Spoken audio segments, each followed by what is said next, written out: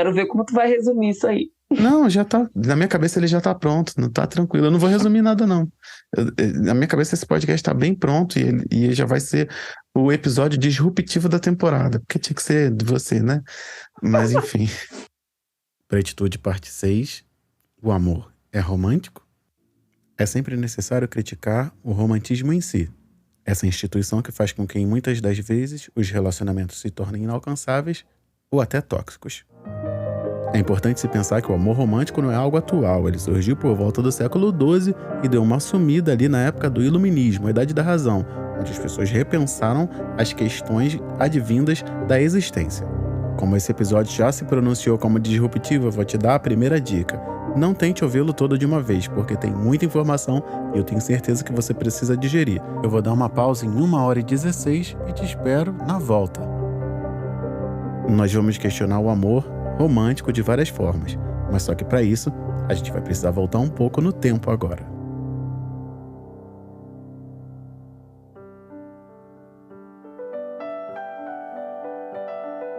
Eu tenho certeza que você já ouviu essas palavras em algum lugar, e aqui vão elas mais uma vez.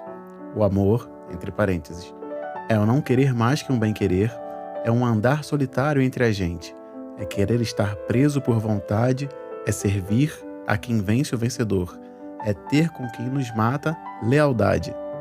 Luís de Camões. Na língua Cã, a palavra usada para nomear um escravo, no sentido que o Ocidente lhe atribui, é odonkor, que se refere a alguém que pode ser comprado e vendido no mercado, uma mercadoria. De todos os termos que descrevem a servidão involuntária, a coa, que significa sujeito, assistente ou escravo, a oa, que é a penhora resgatada por causa de uma dívida de um parente, a quiere, alguém escravizado como punição por um crime, domum, um prisioneiro de guerra. Odonkor é o único depreciativo e estigmatizante. É o que caracteriza desonra e vergonha. Entretanto, a etimologia de odonkor não pode ser encontrada em palavras como idiota, estúpido, imbecil, palhaço, pateta ou bárbaro. As origens da palavra odonkor estão nas palavras amor, odo, e não vá, ninti ninká, odô niti ninká, porque amo você, não vá. O amor é paciente, o amor é bondoso, não inveja, não se vangloria e não se orgulha. Não maltrata, não procura seus interesses e não se ira facilmente, não guarda rancor. O amor não se alegra com a injustiça, mas se alegra com a verdade. Tudo sofre, tudo crê, tudo espera, tudo suporta. Epístola de Coríntios 13, 4, 7. O amor encoraja o esquecimento, que tem o objetivo de levar embora o passado do escravo. O amor cria um espaço para o estrangeiro, domestica pessoas que estão do lado de fora da casa e não são do mesmo sangue. Nos escravos, suaviza a perda da família, transforma senhores de escravos em pais e mães.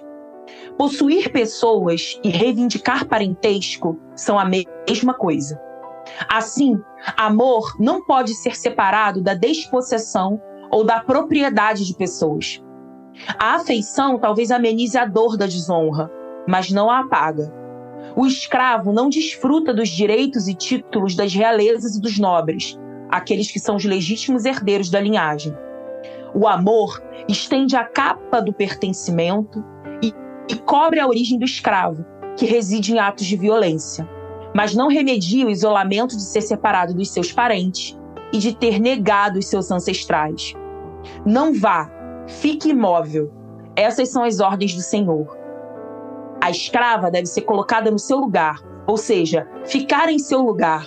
O amor não se porta inconveniente, não busca seus próprios interesses, não se irrita, não suspeita mal.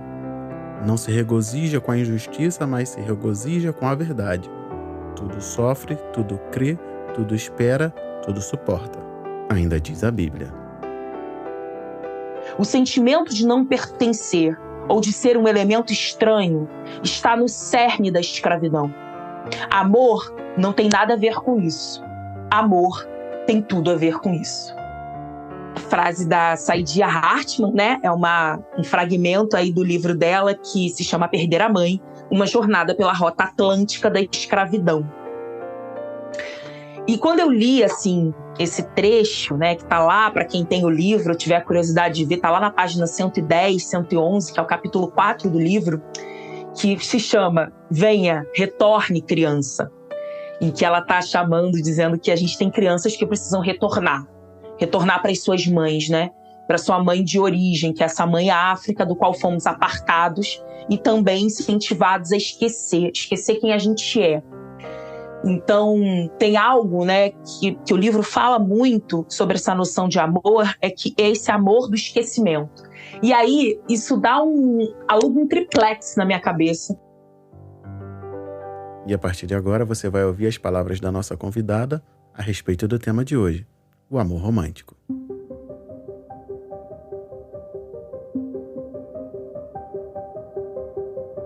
Porque ao mesmo tempo que o senhor de escravo e a senhora de escrava se colocava nesse lugar de mãe, e como isso é forte no nosso presente, quando a gente pensa, por exemplo, no trabalho doméstico, como resquício dessa escravização. E quantas vezes eu vi mulheres negras, trabalhadoras domésticas, dizerem, apesar de todas as violências, né, que estavam perpassando ali suas existências, mas de estar, às vezes, 30 anos trabalhando numa casa e dizer assim, aí você tem... Enfim, vou dar um exemplo concreto que eu gosto de trazer para a vida concreta. Eu tenho um dos meus grandes amigos, a tia dele, as duas tias dele, trabalharam a vida inteira em casa de família, né, como a gente chama, como trabalhadoras domésticas na casa de um senhor, né, que hoje está muito velhinho, tem na beira dos seus 90 anos. E aí a gente marcou um dia um almoço com elas e elas estavam completamente consternadas. Esse senhor agora tem 90 anos, elas têm por volta de 65. Desses 65 anos delas, uma tem 65, outra tem 68, elas trabalharam pelo menos 45 anos na casa desse senhor. Então, ou seja, é uma vida inteira, né? As duas. E aí elas estavam muito arrasadas, porque elas falaram, tadinho, a filha tirou ele do apartamento da Vieira Solto, que era um apartamento imenso, para um apartamento pequenininho, um Leblon, isso é um absurdo, ele tá revoltado, se sentindo muito mal, porque perdeu o seu conforto. E a gente olhando aquela narrativa, e meu amigo assim, estarrecidos, e elas falando, e elas falaram, não, mas ele é como um pai pra gente, né? A referência que elas têm de paternidade parte desse homem, que elas chamam de senhor. Mas, ao mesmo tempo, elas colocam o tempo todo, não, mas é isso, ele tá lá no apartamentinho do Leblon, ele também quer dar conforto pra gente, porque a gente é quase da família. Aí um dia a gente foi lá.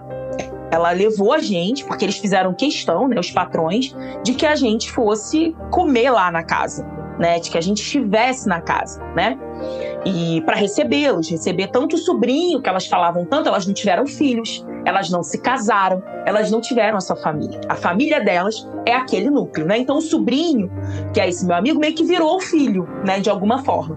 E eu, como morava com ele, melhor amiga, então, né, são a minha família, não, queremos conhecê-los e fomos lá. E aí é impressionante, porque óbvio, eles trataram a gente, né, com toda, não, vocês fiquem à vontade, a gente tá fazendo aqui um almoço de família. E elas não paravam de servir nem um minuto. Elas estavam o tempo todo preocupadas se tinha sobremesa, se tinha talher, ir na cozinha, pegar, em servir, né? Aí, tipo, sei lá, né, um dos patrões lá, que já é o filho desse senhor, queria um café. Aí ela, não, vou fazer o café agora. Ele, não precisa. Ela, não, vou fazer. Não tem nenhuma insistência do tipo, deixa que eu vou fazer o café, fique aqui com seus sobrinhos. Não, é tipo, então tá, se você tá insistindo, né? E toda aquela relação ali de servidão permanente, né? Mas ao mesmo tempo ela fala, não, mas ele é um pai, né? Então quando eu li isso da Saidiya, e essas são histórias comuns, dei um exemplo, mas são histórias extremamente comuns. Quando a Saidiya fala sobre isso, que senhores de escravos e senhoras de escravos se converteram em pais e mães através dessa definição da escravidão, dessa relação que passa pelo amor e pelo afeto. Então, porque eu te amo, não se vá, que é aquela coisa. Minha filha não come se você tirar folga pra babá. Minha filha só come com você. Fulana, Lourdes, minha filha tá com febre porque você foi passar o fim de semana em casa com seu filho. Será que você conseguia vir antes? Olha como a fulana ama você. Ela tá com febre porque você não tá aqui. né? Olha como a gente te ama, né? Então é o tempo todo isso, eu te amo, não vá, te amo, você não pode ter sua liberdade, te amo, você não pode construir a sua vida, a sua autonomia, as suas redes afetivas, e aquele sentimento de gratidão permanente que estão nessas trabalhadoras, que é sempre tipo, ah não, mas fizeram tudo por mim, ah não, ajudaram meu filho, ah não, mas eu sou quase da família, e ao mesmo tempo não tá lá no testamento, né? Porque é sobre isso, né? Não tá naquele testamento, não quer naquela linhagem, né? E ao mesmo tempo, pensando para relações, para além das relações diretas de escravização, escravidão, tem várias questões aqui. Quando a gente fala nessa construção de amor romântico, e desse amor romântico que está muito baseado no controle, né? Quando a gente vai para o amor romântico, na construção do controle, ou seja, porque eu te amo, eu faço tudo por você. Porque eu te amo, eu não deixo que você faça nada. Porque eu tenho medo de te perder. Então não vá, fique aí, fique imóvel, não viva a sua vida, não tenha seus amigos, não construa sua autonomia, não estude, não use as roupas que você quer, não vá onde você quer. Fique comigo, viva o que eu quiser que você viva, viva em função de mim, em função do que eu sou, que é o que constrói os contos de fada, né? Então, as mulheres não têm, por exemplo, nos contos de fada, as princesas, elas não têm autonomia da escolha, elas são escolhidas, e elas esperam a vida por isso, por serem escolhidas. A partir desse movimento de ser escolhida e salva, né? Porque também tem isso, é uma atitude passiva de ser salva, eu preciso ser salva, alguém vai vir, vai me resgatar, vai me salvar, e a partir dali eu vou ter uma gratidão e eu vou ser eternamente servil dentro daquela relação, daquele relacionamento.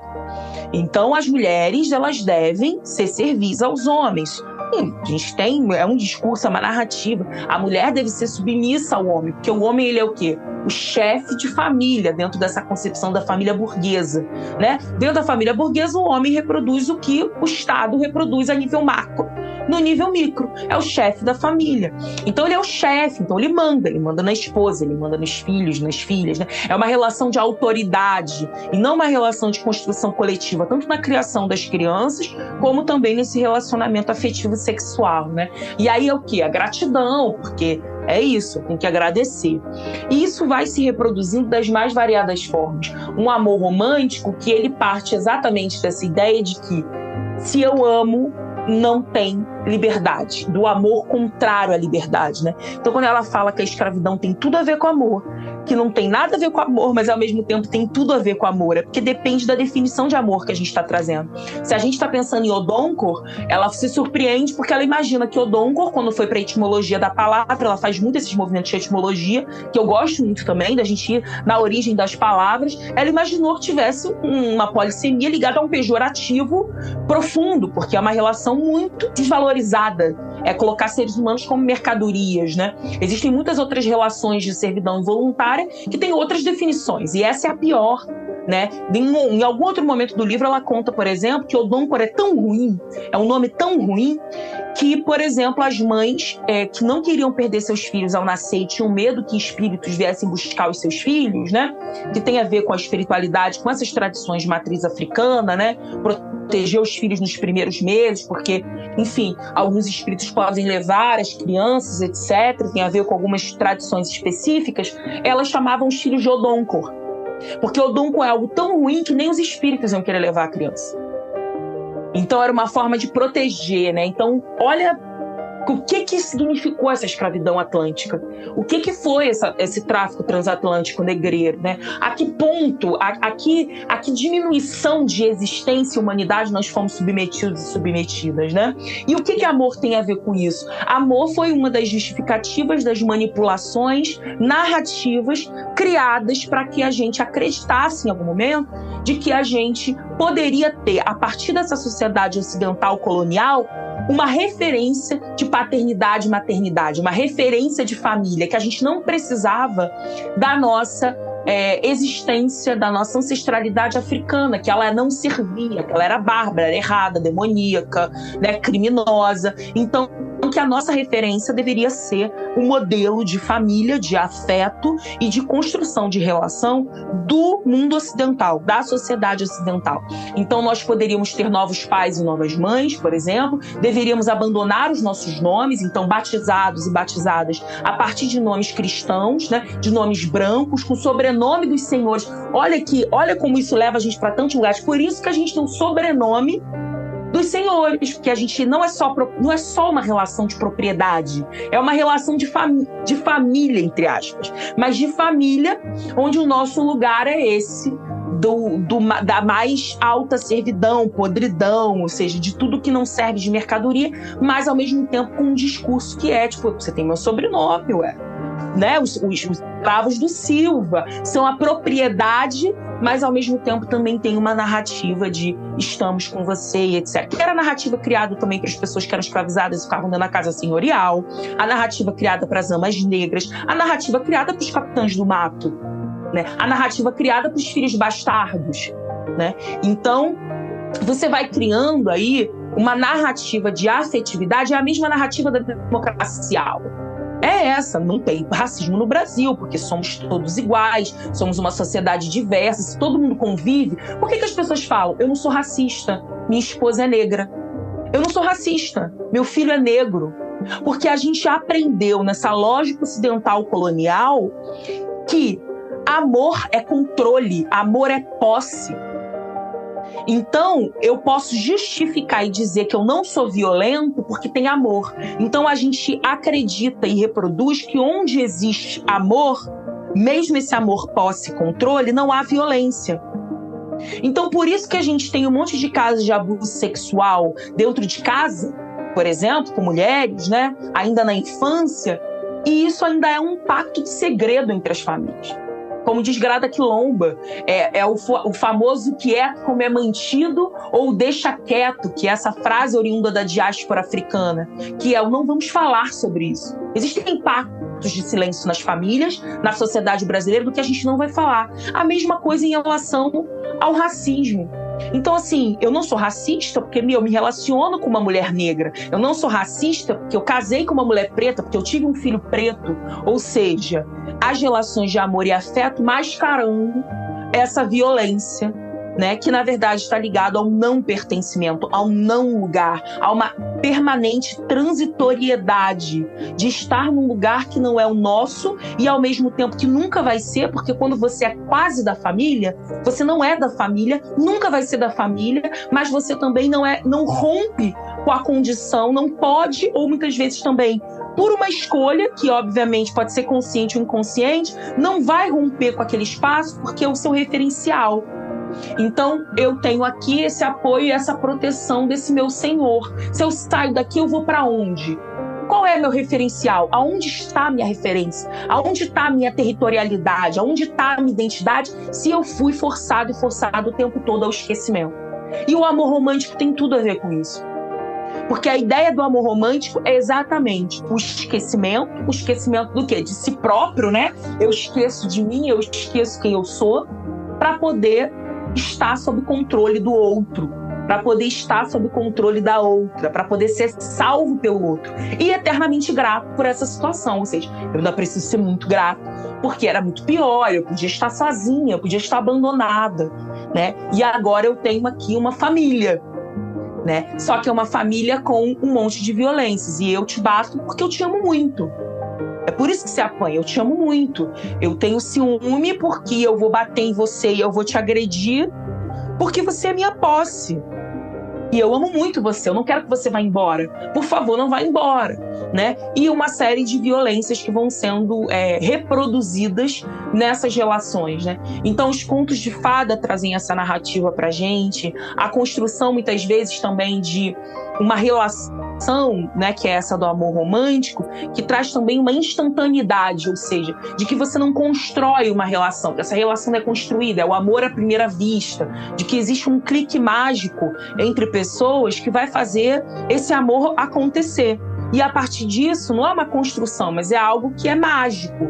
Então eu uso o discurso do mágico para poder tirar a construção e tirar também a lucidez.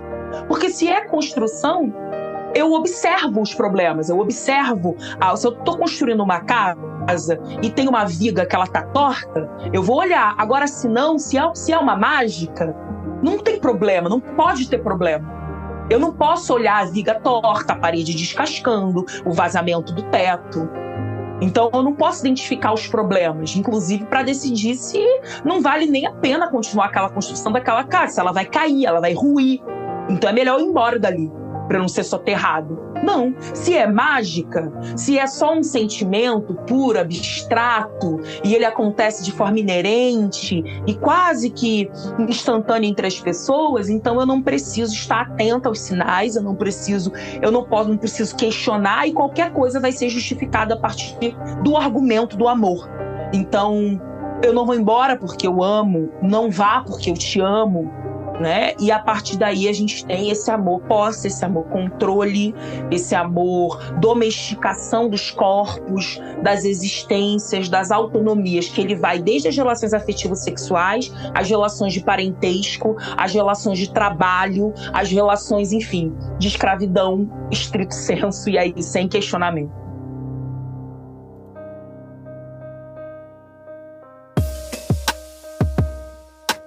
Eu sou Diego, sou pai de Benjamin e Aurora, esposo Tatiane, que está com as crianças agora para que eu possa produzir esse episódio, e esse é o podcast Parenta. O meu objetivo aqui é segurar na sua mão para que a gente caminhe junto em direção a uma parentalidade preta mais forte, mais potente, que potencialize a nós e as nossas crias. E para isso, a gente vai falar de ancestralidade, pretitude e parentalidades pretas. Esse programa faz parte do universo ainda maior, que se completa e se expande lá no perfil Parentalidade Preta no Instagram. Então, se você tiver alguma coisa daqui que queira levar pra lá, é só me procurar, eu tô à disposição. E a minha conversa de hoje é com a minha amiga Carol, a Dandara Suburbana. Bom, eu sou Diego, sou um homem preto de pele não retinta, tô com pouco cabelo, um fone preto, 2 instrumentos atrás de mim, um microfone preto à minha frente e uma camisa marrom. Eu sou Carolina Rocha, também conhecida como Dandara Suburbana, sou uma mulher negra de pele clara, tô com um cabelo crespo, num rabo de cavalo no alto da cabeça, tô com um vestido de alça colorido, um brinco de búzios e sou uma mulher cis e tenho 35 anos. Nossa, e quem é a Dandara Suburbana? Dandara Suburbana. Dandara Suburbana é a mulher que goza, que sente prazer, que quer a felicidade, quer aproveitar a vida, ao passo em que também dá conta dos desafios do cotidiano de uma mulher negra, ao passo em que também se preocupa com a sua comunidade, com a sua coletividade. É uma mulher complexa, múltipla, plural, como todas nós somos, né? Então, filha de feirante, filha de sambistas, cria do subúrbio do Rio de Janeiro, com toda a complexidade do subúrbio, toda a força da cultura popular, toda a força da cultura afro-brasileira e, ao mesmo tempo, todas as contradições, né, impostas pela falta de políticas públicas, pela imposição da violência a partir do Estado, pela falta, muitas vezes, de recursos, né, tários, de dados, segregação espacial, racial no Rio de Janeiro.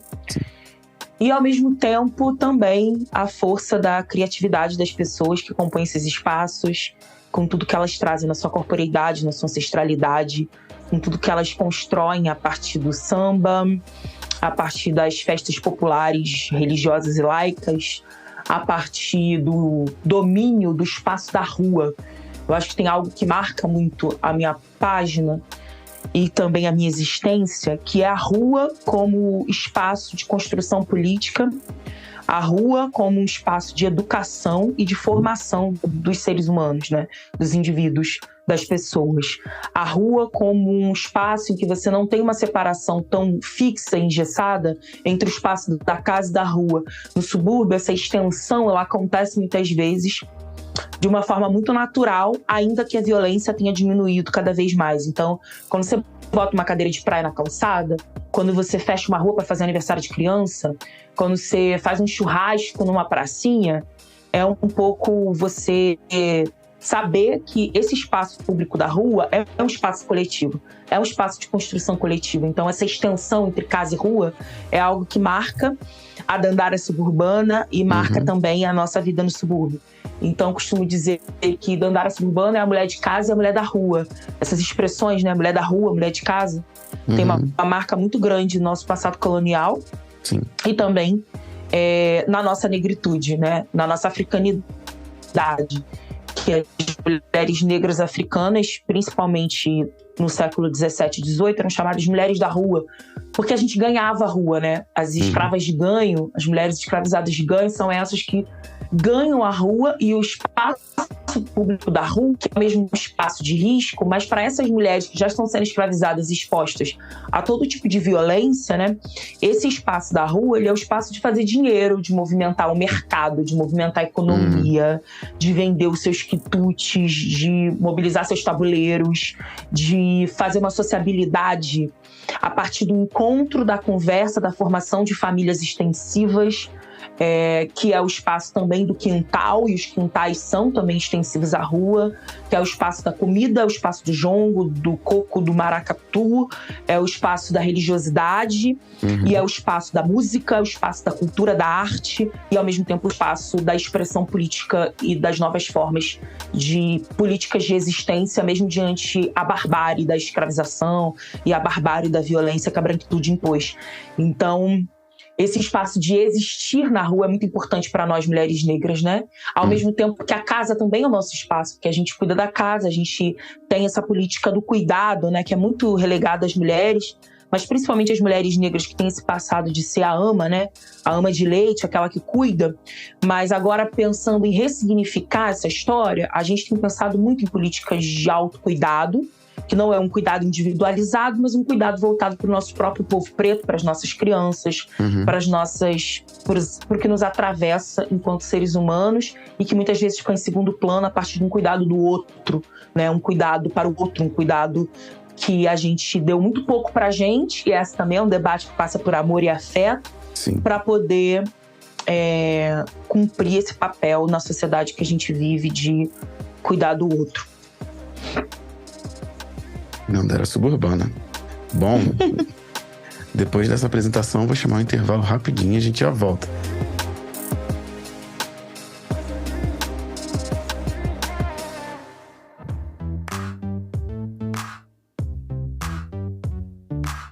Parenta 19 e nunca duvide da capacidade que um programa pode ter de ser tão diferente dos demais. Chegamos ao meio da temporada. Bom, com certeza, esse programa aqui ele é disruptivo, como a gente falou lá no começo. Eu espero que você tenha gostado dele até agora. Nós chegamos a quase 30 minutos de episódio, não estamos nas trocas, mas a gente já está suspenso em tamanha conversa e quantidade de informações. Bom, era isso que eu esperava de um programa com a minha amiga Carol. E falando nela, eu queria dar as boas-vindas a você que chegou com a Dandara Suburbana para essa conversa. Espero que você fique por aqui, que ouça os últimos programas. Espero que você goste do que você vai ouvir lá. A gente vem desenvolvendo coisas bem bacanas e eu tenho certeza que algumas delas vão chegar perto de você.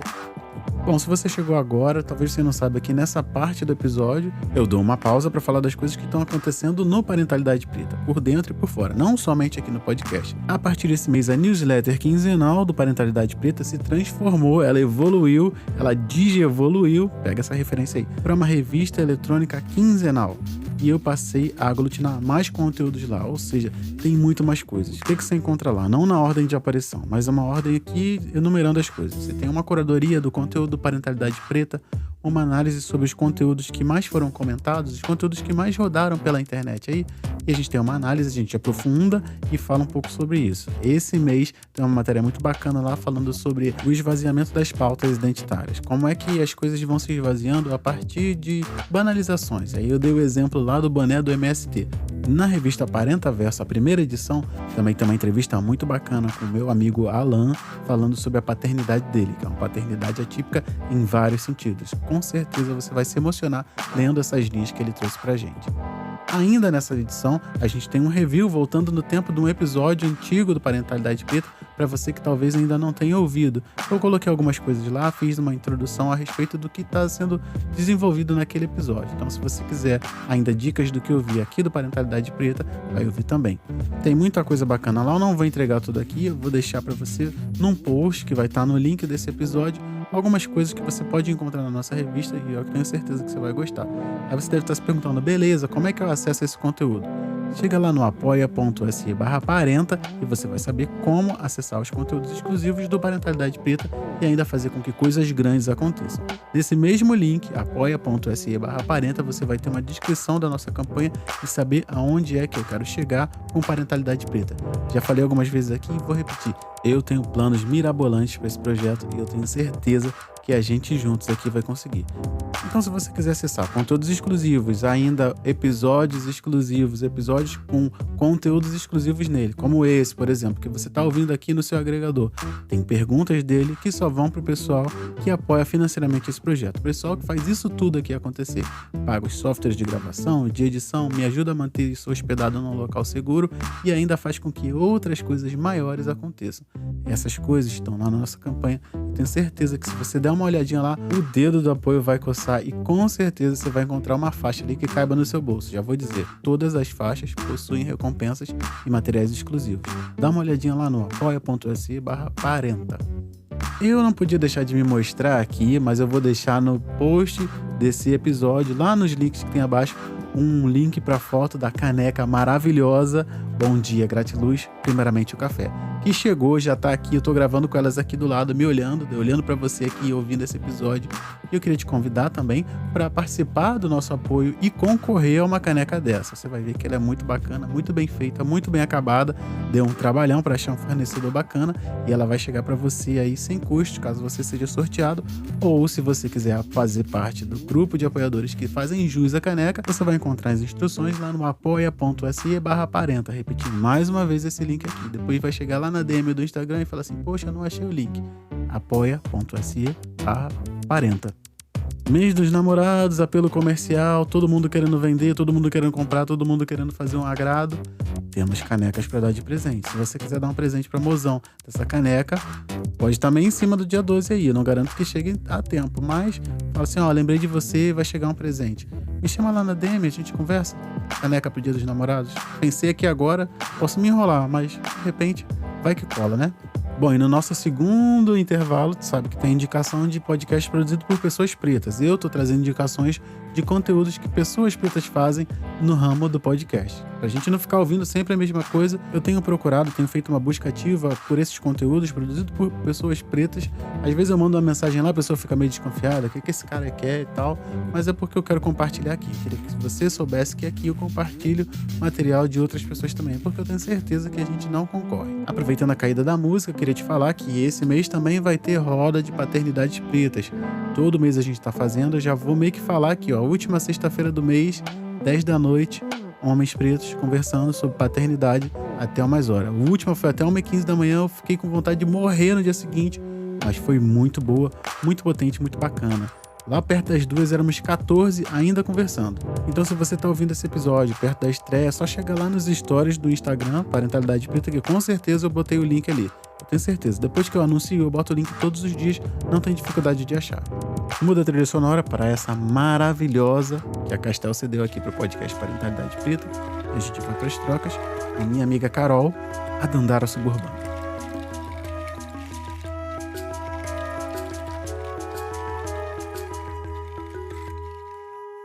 É um livro chamado Perder a Mãe, uma jornada pela rota atlântica da escravidão. E ela vai fazendo essa metáfora da mãe. Carol, aqui estava falando sobre o livro cujo trecho você ouviu na introdução desse episódio. Como esse lugar da mãe África e também das nossas próprias mães, assim, de como que na escravização da Rota do Atlântico a gente vai perdendo a nossa identidade, assim, na verdade, a gente é estimulado ao esquecimento. Sim. Das mais variadas formas. E o amor tem tudo a ver com isso. Ela fala de amor, né? Ela fala como que a escravização pra gente tá ligada à ideia do afeto e do amor. E por isso que ela é quase da família, sabe? Por isso que não é escravidão, ela não é uma empregada, ela é da família.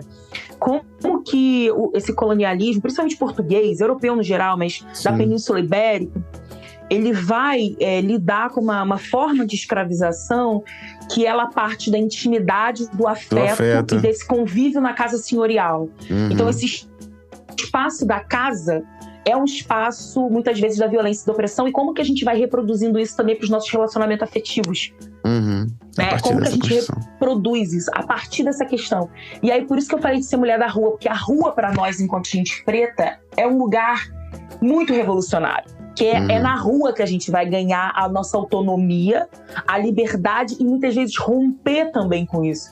Ao mesmo tempo que tem um debate recente, que também é muito interessante, o quanto que muitas pessoas negras têm dificuldade, por exemplo, em manter as suas casas arrumadas, em manter as suas casas, porque tem uma... A gente aprendeu tanto, né, historicamente, a viver essa rua, e que porque a rua, de fato, era um espaço muitas vezes mais seguro para nós, enquanto que as donzelas brancas não podiam estar na rua, que era um espaço de risco, pra gente a rua era mudar a condição de vida. Sim. Era a oportunidade, de alguma forma, de mudar a condição de vida, enquanto a casa era esse espaço da casa do outro, é a casa do estrangeiro, não é a nossa casa. Tem muitas pessoas negras, não sei se você já percebeu que às vezes a gente vai em conjunto habitacional, em favela, aí você pergunta pra pessoa assim, e aí, como é que é morar aqui? Aí a pessoa fala assim, eu estou aqui há não sei quanto tempo. Tipo, não é uma ideia sempre de transitoriedade, sabe? Não é uma coisa do tipo... A pessoa fala assim, eu vivo aqui há 30 anos. Tipo assim, é como se fosse, eu tô aqui, eu vivo aqui, mas esse espaço não é meu, isso aqui não é meu. E aí, essa condição também, muitas vezes, inacabada das propriedades, nas favelas e periferias, que não passa só por uma questão de renda, de dinheiro para fazer as coisas, mas é essa ideia de que a gente está sempre no espaço transitório, é que a gente está sempre em algo que não é nosso, não é permanente. Né? Então é sempre uma gambiarra, é sempre um jeitinho, sabe? Não tem uma consolidação desse espaço, da casa para nós. Sim. Isso é algo e é por isso que a gente também pode destruir um bairro inteiro, como aconteceu em diversas revoltas negras, de um dia para a noite, porque não é nosso. Aquilo não nos pertence. E muitas vezes também, obviamente, se identifica como os territórios marcados por essa violência hierárquica, verticalizada, unilateral, né? Então são espaços também de sufocamento, né? E é óbvio que as políticas públicas vão construindo nesse sentido. Quando você tem, por exemplo, políticas de habitação que você tem casas que não tem janela. Né? Quando você tem, por exemplo, políticas de habitação, que você tem condomínios que são construídos a quilômetros de distância de onde as pessoas trabalham. Sim. E aí, como que as pessoas vão trabalhar nos centros de comércio da cidade, né? Nos centros dos espaços urbanos, ou mesmo na zona sul da cidade, né? Prestando serviços para uma zona norte, zona sul, região central da cidade, mas o Minha Casa Minha Vida vai ser lá no último bairro de Santa Cruz, lá nos Jesuítas em Santa Cruz, lá em Campo Grande. Então, assim, é isso, é transitório. Aquele lugar é lugar dormitório. Aquilo não é onde as pessoas vivem a sua vida, entendem a sua vida. Aí você tem uma condição de situação, pessoas em situação de rua cada vez maior, que elas têm cor nítida, né? A cor é negra, assim.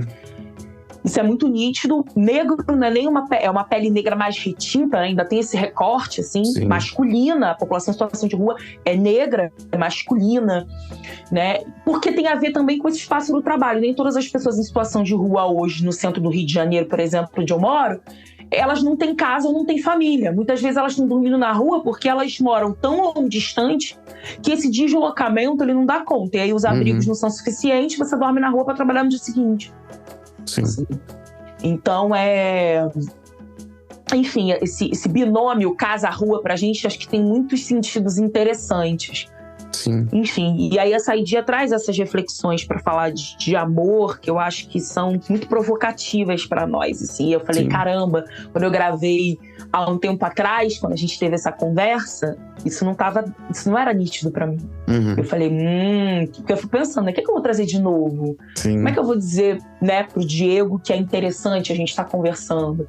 O que aprendi nesse tempo, né? Quais são os questionamentos? Isso que você levantou agora não tem como ficar de fora, né?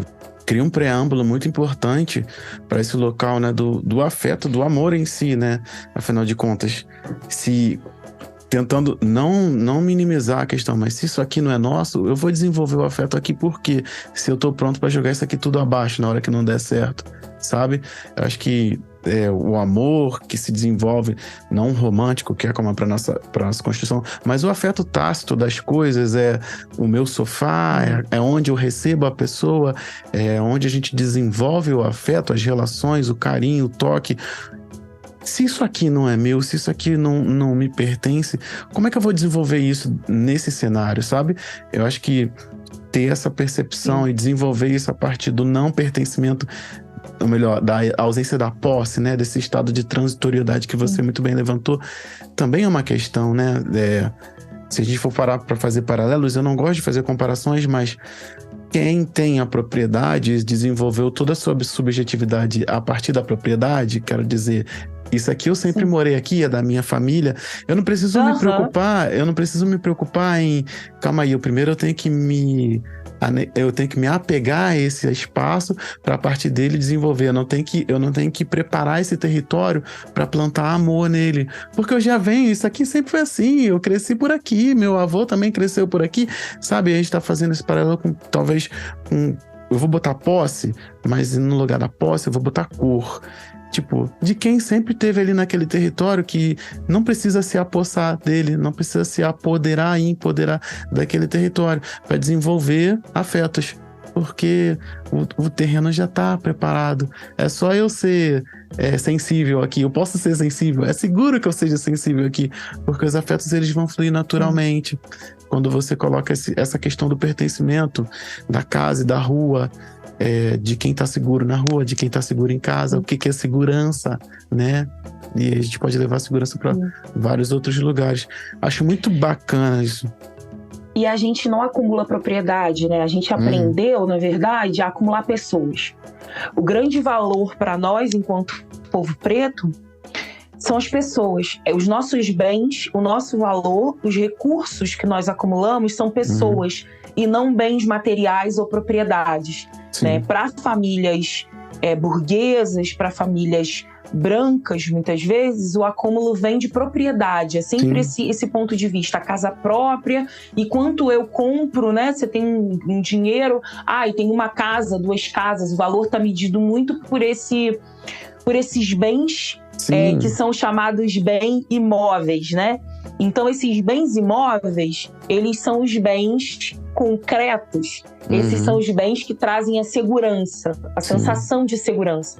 Para nós, são os bens móveis, né? Os bens da encruzilhada e do movimento, porque são as pessoas. Por isso que a gente tem muitos filhos. Porque filho é uma possibilidade de recurso. Filho é recurso.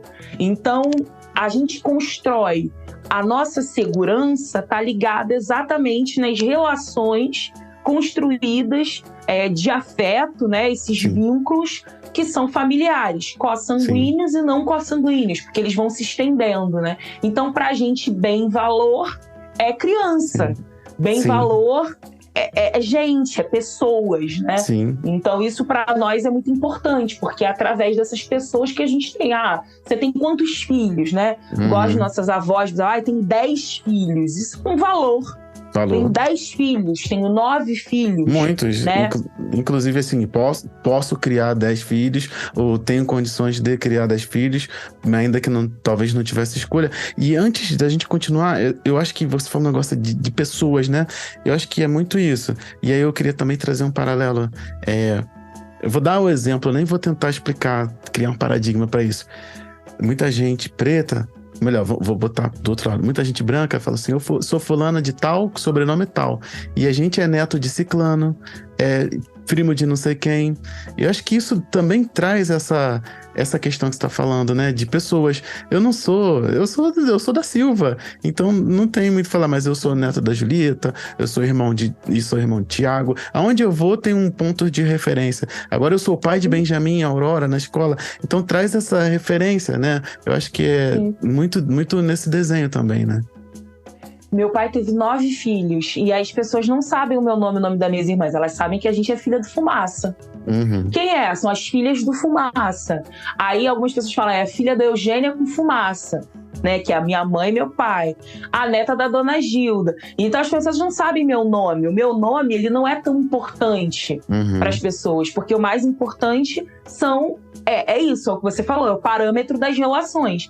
Então ela quando a minha mãe e meu pai falecem, que eu me mudo, assim, tem muito a ver com isso. Que as pessoas me encontravam na rua e falavam assim, olha lá, filha da Eugênia. Assim, e aquilo era muito dolorido, né? Que eu tava vivendo aquele luto. E era essas referências. As pessoas não sabiam quem eu era, mas sabia que eu era neta. Às vezes alguém ainda me encontra e fala assim, você não é filha do Fumaça? Eu falei, sou. Menina, e como é que estão teus filhos? Eu falo, não, essa é a minha irmã, é a Tatiane. Ah, menina, mas é importante que as filhas do Fumaça. Aí eu sei que as filhas do Fumaça, que vocês são a cara do seu pai, porque vocês têm o jeito do seu pai, que não sei o quê. Então, esse é o referencial, né, pra gente. E não, tipo, eu sou a Buzanovski, Laura Buzanovski, e aí a pessoa já olha e fala, esse sobrenome é alemão, é italiano, né? Que aí vem um outro parâmetro, né, de colocação no mundo, se coloca de outra forma no mundo. A gente é o filho da Lurdinha, o neto da Lurdinha, né?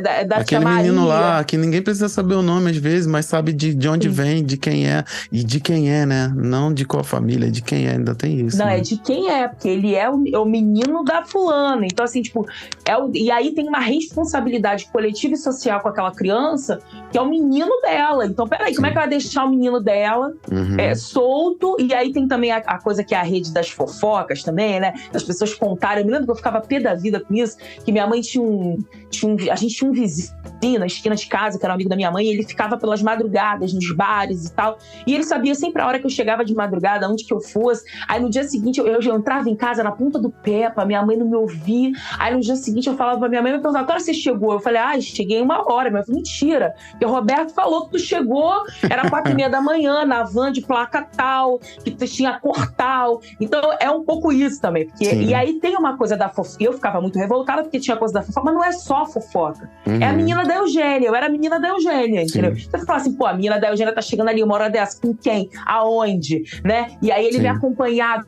E ao mesmo tempo era uma segurança, porque ele tava ali de olho. Se eu descia, o espaço que eu descia da van, que eu vinha, né, até andar a minha casa, tinha gente explorando. Podia ser a hora que fosse. Né? As pessoas sabiam, então são essas as nossas... Isso é criar também uma criança com uma aldeia, né? É formar uma vida com uma aldeia de alguma forma. Nos inconvenientes, que isso são as complexidades da vida, né? Não é um olhar tão romântico. Ele tem os inconvenientes, mas ao mesmo tempo é o ruído dessa gente, essa coisa ruidosa, e ao mesmo tempo essa coisa, né, do disse-me-disse, da fofoca, dos rumores, é também o que garante muitas vezes a nossa segurança, é o que garante uma sensação de proteção de família extensiva, é o que garante o cuidado que se estende à comunidade. Tudo isso está atrelado ali, né? Ainda que o objetivo às vezes seja só ter o que falar, né? Sim, mas faz parte, né? Não tem o ônus sem o bônus, inclusive. Não dá pra correr. Maravilha. Eu queria que você dissesse que dentro dessa construção que a gente tá fazendo, a gente até botou aqui, toma cuidado com isso aqui. Dentro disso tudo a gente falou, né? Você falou, na verdade, você falou muita coisa, assim, toma cuidado para não cair nisso tudo aqui. E falando nesse cuidado, né? Eu queria que você falasse um pouco a respeito de como é que você acha que a gente deve falar do amor, né? Que vai chegar, logicamente, por vias desse amor romântico, a partir de um ponto de vista afrocentrado. Como é que a gente deve falar, já que essa é uma construção totalmente ocidentalizada? Para você, como seria seguro falar, já sabendo dessa premissa, dessas premissas, dessas armadilhas, como é que a gente falaria de uma forma segura e afrocentrada? E principalmente sóbria desse amor? Eu acho que tem uma coisa que a Sobunfu fala, né? Do espírito da intimidade, que ela fala que o amor, né? Pelo menos lá para os povos africanos que ela está pesquisando, tem a ver com esse encontro de espírito, né? E não um encontro de corpo, como geralmente a gente denomina aqui no Ocidente, né? Quando se forma um casal, forma-se também um propósito coletivo dentro da comunidade, né? Que é o que podemos construir juntos, o que podemos ofertar juntos para a comunidade que a gente vive, né? Será que os nossos propósitos estão alinhados, né? Então, nisso, não faz sentido você ter trocas não recíprocas, porque se um cresce, o outro também precisa crescer. Ainda que isso não precise acontecer de forma homogênea, simultânea, não é isso, essa ideia de reciprocidade no sentido de te dei 5 balas, você tem que me dar 5 balas. Não é isso, mas é uma ideia de que o plano, né, o projeto de família, ele é um projeto político, é um projeto econômico, é um projeto social, onde as pessoas constroem junto ali, né? Então, se eu te incentivo a você construir um projeto que é importante para você, como, por exemplo, sei lá, fazer uma faculdade, né? E para isso, nesse momento, eu vou trabalhar mais para que você tenha o tempo de estudar, em outro momento, você também vai estar contribuindo, de repente, olhando mais as crianças para mim, enquanto eu também estou desenvolvendo um outro projeto. Sim. Enfim, essas coisas, elas caminham juntas, né? Esse propósito mesmo. E essa reciprocidade, eu acho que Exu tem tudo a ver com amor. As pessoas pensam em amor, as pessoas chamam aí dentro da Yorubalândia, né, dos povos yorubás, as pessoas pensam muito em Oxum. Sim. E eu gosto de pensar Exu porque Exu está pensando o amor, quando Exu diz que as trocas precisam ser recíprocas, Sim. que a banca do mercado tem 2 lados, né? Que a gente não pode se anular dentro de um relacionamento, porque se eu estiver me anulando, isso já não é mais sobre um relacionamento e sobre amor. Já não é mais uma construção coletiva. Então, eu preciso me priorizar, mesmo dentro de uma relação, priorizar os meus desejos, né? Eu acho que tem algo também interessante que Exu fala, que é preciso alinhar as expectativas. Quando você está construindo algo em conjunto, você alinha as expectativas. O que você quer? Qual é o seu desejo? A gente precisa ser explícito e honesto com os nossos desejos. O que você deseja? O que você deseja construir? O que você quer nesse momento? Para a gente conseguir alinhar também o planejamento desses desejos em casal, né? Num projeto coletivo, em uma relação de amizade, numa relação familiar, né? Não dá para uma pessoa se anular para outra poder crescer. Isso é um problema, né? Dá sim para a gente conciliar as expectativas e planejar como isso pode acontecer para em algum momento, poder ter mais liberdade para poder fazer um projeto, realizar um projeto e depois ter uma troca também, né? Porque essas coisas vão acontecer. Então, eu gosto de pensar sobre isso, assim, como que a gente, em Yansan, por exemplo, tem um Itan de Yansan que eu amo, que é Yansan rouba seus atributos de seus amantes, né? Que vai mostrando como Yansan, em cada relacionamento que ela teve com todos os seus parceiros, né? Com Ogum, com Oxóssi, né? Com Oxaguian, com Exu, como que Yansan, ela adquiriu algum poder nos relacionamentos que ela teve. Que é uma ideia completamente diferente da ideia do arquétipo feminino da cristandade, que é a da Virgem Maria, por exemplo, aquela do amor incondicional que abnega de tudo para poder amar o seu filho. A própria construção da maternidade para a gente está eivada desse lugar, né? Sim. A mãe, qual é a mãe? A mãe é aquela que não tem sexualidade, a mãe não transa, a mãe não sai, a mãe não tem uma vida própria, a mãe é quase que uma extensão das crias, né? Sim. Como se a mãe não fosse um indivíduo, uma humanidade complexa. Também aí tem uma série de estereótipos que vão sendo construídos muitas vezes, que a gente olha para nossa mãe a partir desse lugar, né? Como se a mãe não pudesse errar, e aí se a mãe erra, é um tombo, né? Parece que é um horror também lidar com isso, porque já tem uma figura idealizada dessa mãe, né? Que não é, que é quase um deificada, é quase isso uma que eu ia falar, santa. deificada, exatamente. Né? E a Yansan tá lá, Yansan significa literalmente mãe dos 9, né? A tradução da palavra Yansan é mãe dos 9. Então Yansan teve 9 filhos. E Yansan é a que ganha seus atributos dos seus amantes. Em cada relação que ela teve, ela ganhou algum poder. Então quando a gente vê ela com escudo, por exemplo, Yansan usa o escudo. O escudo ela conquistou o direito de usar escudo no relacionamento com o Oxaguian. E aí ela usa o escudo para proteger os seus filhos. Com Exu, ela adquiriu o conhecimento e o poder sobre a magia, né? Aí com Xangô, ela vai adquirir o poder sobre os raios. Então, em cada relacionamento que ela teve, ela potencializou a sua existência. Ela adquiriu o poder, ela deu um tanto e também recebeu um tanto. né? E é muito diferente da ideia de relacionamento, né, para as mulheres no ocidental, que é essa do tipo, quando eu faço, às vezes eu faço oficina de escrita e eu pergunto para as mulheres, e aí, eu faço essa provocação, o que você ganhou nos seus relacionamentos usando essa narrativa de Yansan como base? E a maioria diz, eu não ganhei nada, eu só perdi, né? E isso tem várias coisas. Tem uma coisa que é a gente não conseguir, muitas vezes, reconhecer o poder que a gente adquire nas relações, que eu acho que a gente está tão viciada também numa narrativa que é a de perder, de ter que perder para entrar numa relação, perder autonomia, perder liberdade, perder o direito aos seus próprios desejos e projetos e conquistas, né? Que a gente acaba reproduzindo isso e, ao mesmo tempo, eu faço sempre a provocação. Eu falo, quantos anos você ficou casada? Fiquei 10 anos. Falei, caramba, você ficou casada há 10 anos e você não se potencializou em nada, 10 anos com uma pessoa, então o problema é seu. O problema não tá com essa pessoa, o problema tá com você. Onde que a gente tem que olhar isso, né? E aí, muitas vezes, as pessoas vão achando os poderes que elas conseguiram, mas muitas vezes chegou à conclusão de que, caramba, eu dei muito mais do que eu recebi. E essa coisa das mulheres, né, porque essa criação dessa feminilidade, do feminino no ocidente cristão, do cuidado, né? As mulheres como cuidadoras em potencial, e essa coisa do só dar e não receber, do cuidar, mas muitas vezes não se permitir o cuidado. E quando você está num relacionamento diferente, é até estranho. É até estranho você se permitir ser cuidado. Às vezes, inclusive, não autorizam ser merecedoras de cuidado. Né? Porque aí tem várias coisas. Você afasta o lugar do cuidado, você afasta a outra pessoa do lugar do cuidado. Por quê? Porque esse lugar também de só cuidar e de só dar, ele também é um lugar do controle.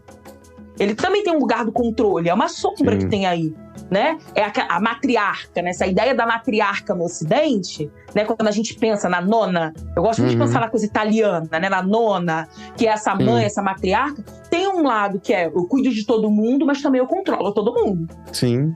Né? Então também tem um controle no meio disso. Então será que eu estou disposta a ser cuidada, mas também abrir mão do meu controle?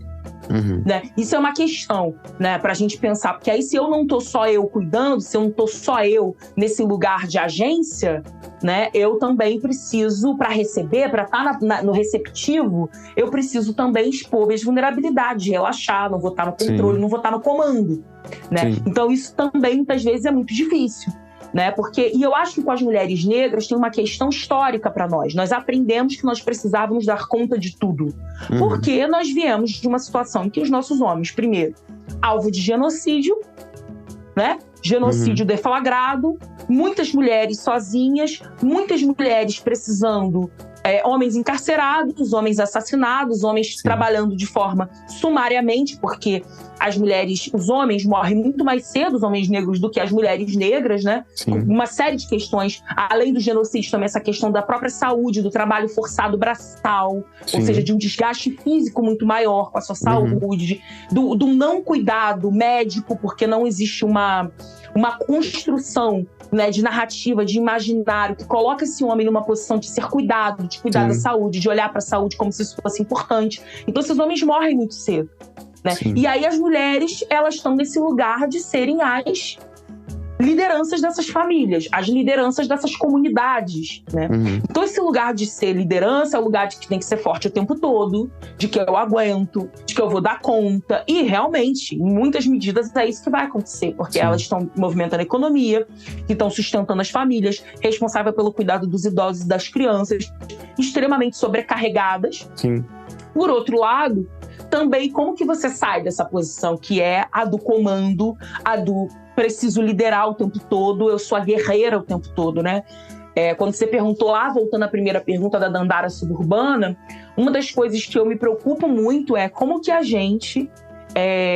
muitas vezes a gente não tem escolha, mas como da gente tem escolha, a gente não assume, mais uma vez, o lugar onde essa sociedade colocou a gente, que é esse de ser impassível, de ser a guerreira que dá conta de tudo, de ser, né, o punho cerrado o tempo inteiro.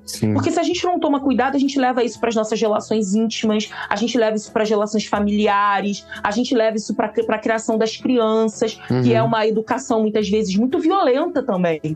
muito violenta, muito hierárquica, que é a da obediência, né? Precisa me obedecer, até porque tem uma série de outras questões envolvidas nisso. Tem o nervosismo e a tensão da falta dos recursos materiais, ou seja, se eu tenho que me preocupar com o que a gente vai comer e se a gente pode não ter o que comer, existe um estado de tensão permanente a que essas mulheres estão submetidas, que esses homens estão submetidos, né? Então, esse lugar da tensão, esse lugar o tempo todo de ter que garantir a sobrevivência, ele é extremamente cansativo. Sim. Ele é extremamente desgastante. Então, como que você vai lidar com a relação com as crianças? Geralmente com muito nervosismo, com muita irritabilidade, né? Com muita raiva. Porque aí a Audre Lorde fala isso, o quanto que a gente transfere a raiva que a gente sente dentro do colonialismo, a raiva que nos atravessa pelas relações racistas de servidão, e a gente acaba despejando essa raiva exatamente nos nossos afetos íntimos, exatamente para quem a gente ama. Então, a Audre Lorde tem um exemplo que ela fala, se eu peguei um ônibus e o motorista foi extremamente racista comigo, eu chego em casa e eu vou descontar isso no meu filho e na minha filha. Né? São essas crianças, é esse companheiro, é essa companheira que muitas vezes vai sentir os efeitos da raiva que a gente acumula pelas violências a que a gente é exposto o tempo inteiro, né? E é muito difícil fazer a separação entre essas coisas. Mas dentre as escolhas que temos, dentre a possibilidade de consciência que a gente vai tomando desses processos e que tem reverberado de alguma forma em falas públicas, coletivas, em debates que a gente tem feito, das mais variadas formas, não são debates só acadêmicos, intelectuais, no sentido elitistas e distantes. Esses são debates da calçada hoje em dia, né? Isso é muito importante. E aí, como que a gente faz esses debates, até para quem vai discordar, vai dizer, não, tem que apanhar mesmo, criança tem que apanhar, esse negócio de que criança não pode apanhar, isso aí é mimimi, porque eu sempre apanhei, e é isso mesmo. Por que criança apanha? A mãe tem medo? A mãe preta, periférica, favelada tem medo? O pai tem medo? Tem muito medo. Tem muito medo, né? Tem o medo em cima disso, tem o controle, porque você tá o quê? Numa comunidade, num bairro, num território marcado pela violência do Estado, marcado por relações assimétricas, por desigualdades abissais, né? Então, como que você garante isso? E, ao mesmo tempo, como que você também... E como que a gente também vai vendo que os traumas vão se reproduzindo, né? Então, tipo, eu sempre apanhei e não aconteceu nada comigo. Aconteceu sim, né? Muitas vezes é um pai ou uma mãe emocionalmente distantes, né? Que não conseguem estabelecer vínculos afetivos, enfim, não conseguem demonstrar vulnerabilidade, né? Extremamente sobrecarregados sem conseguir muitas vezes falar sobre isso, né? Se comunicar sobre isso, tem dificuldades múltiplas das mais variadas formas, né? Mas é como a gente aprendeu a ser criado, né? Eu sempre falo, minha mãe era uma mãe dessa do amor incondicional, o que for preciso por você, se tiver que matar e morrer, eu vou matar e morrer, mas não era do toque, não era do beijo, não era do abraço, não era do carinho, tava sempre muito brava, né? Mas engole o choro, né? Engole o choro, sabe? Você não pode chorar, minha filha. Você tem que ser forte, porque você é preta, você é mulher, você é pobre. Então você precisa ser a melhor, você precisa ser forte. Engole o choro, né? Você se segura. Para os homens, então, imagina, homem não chora, né?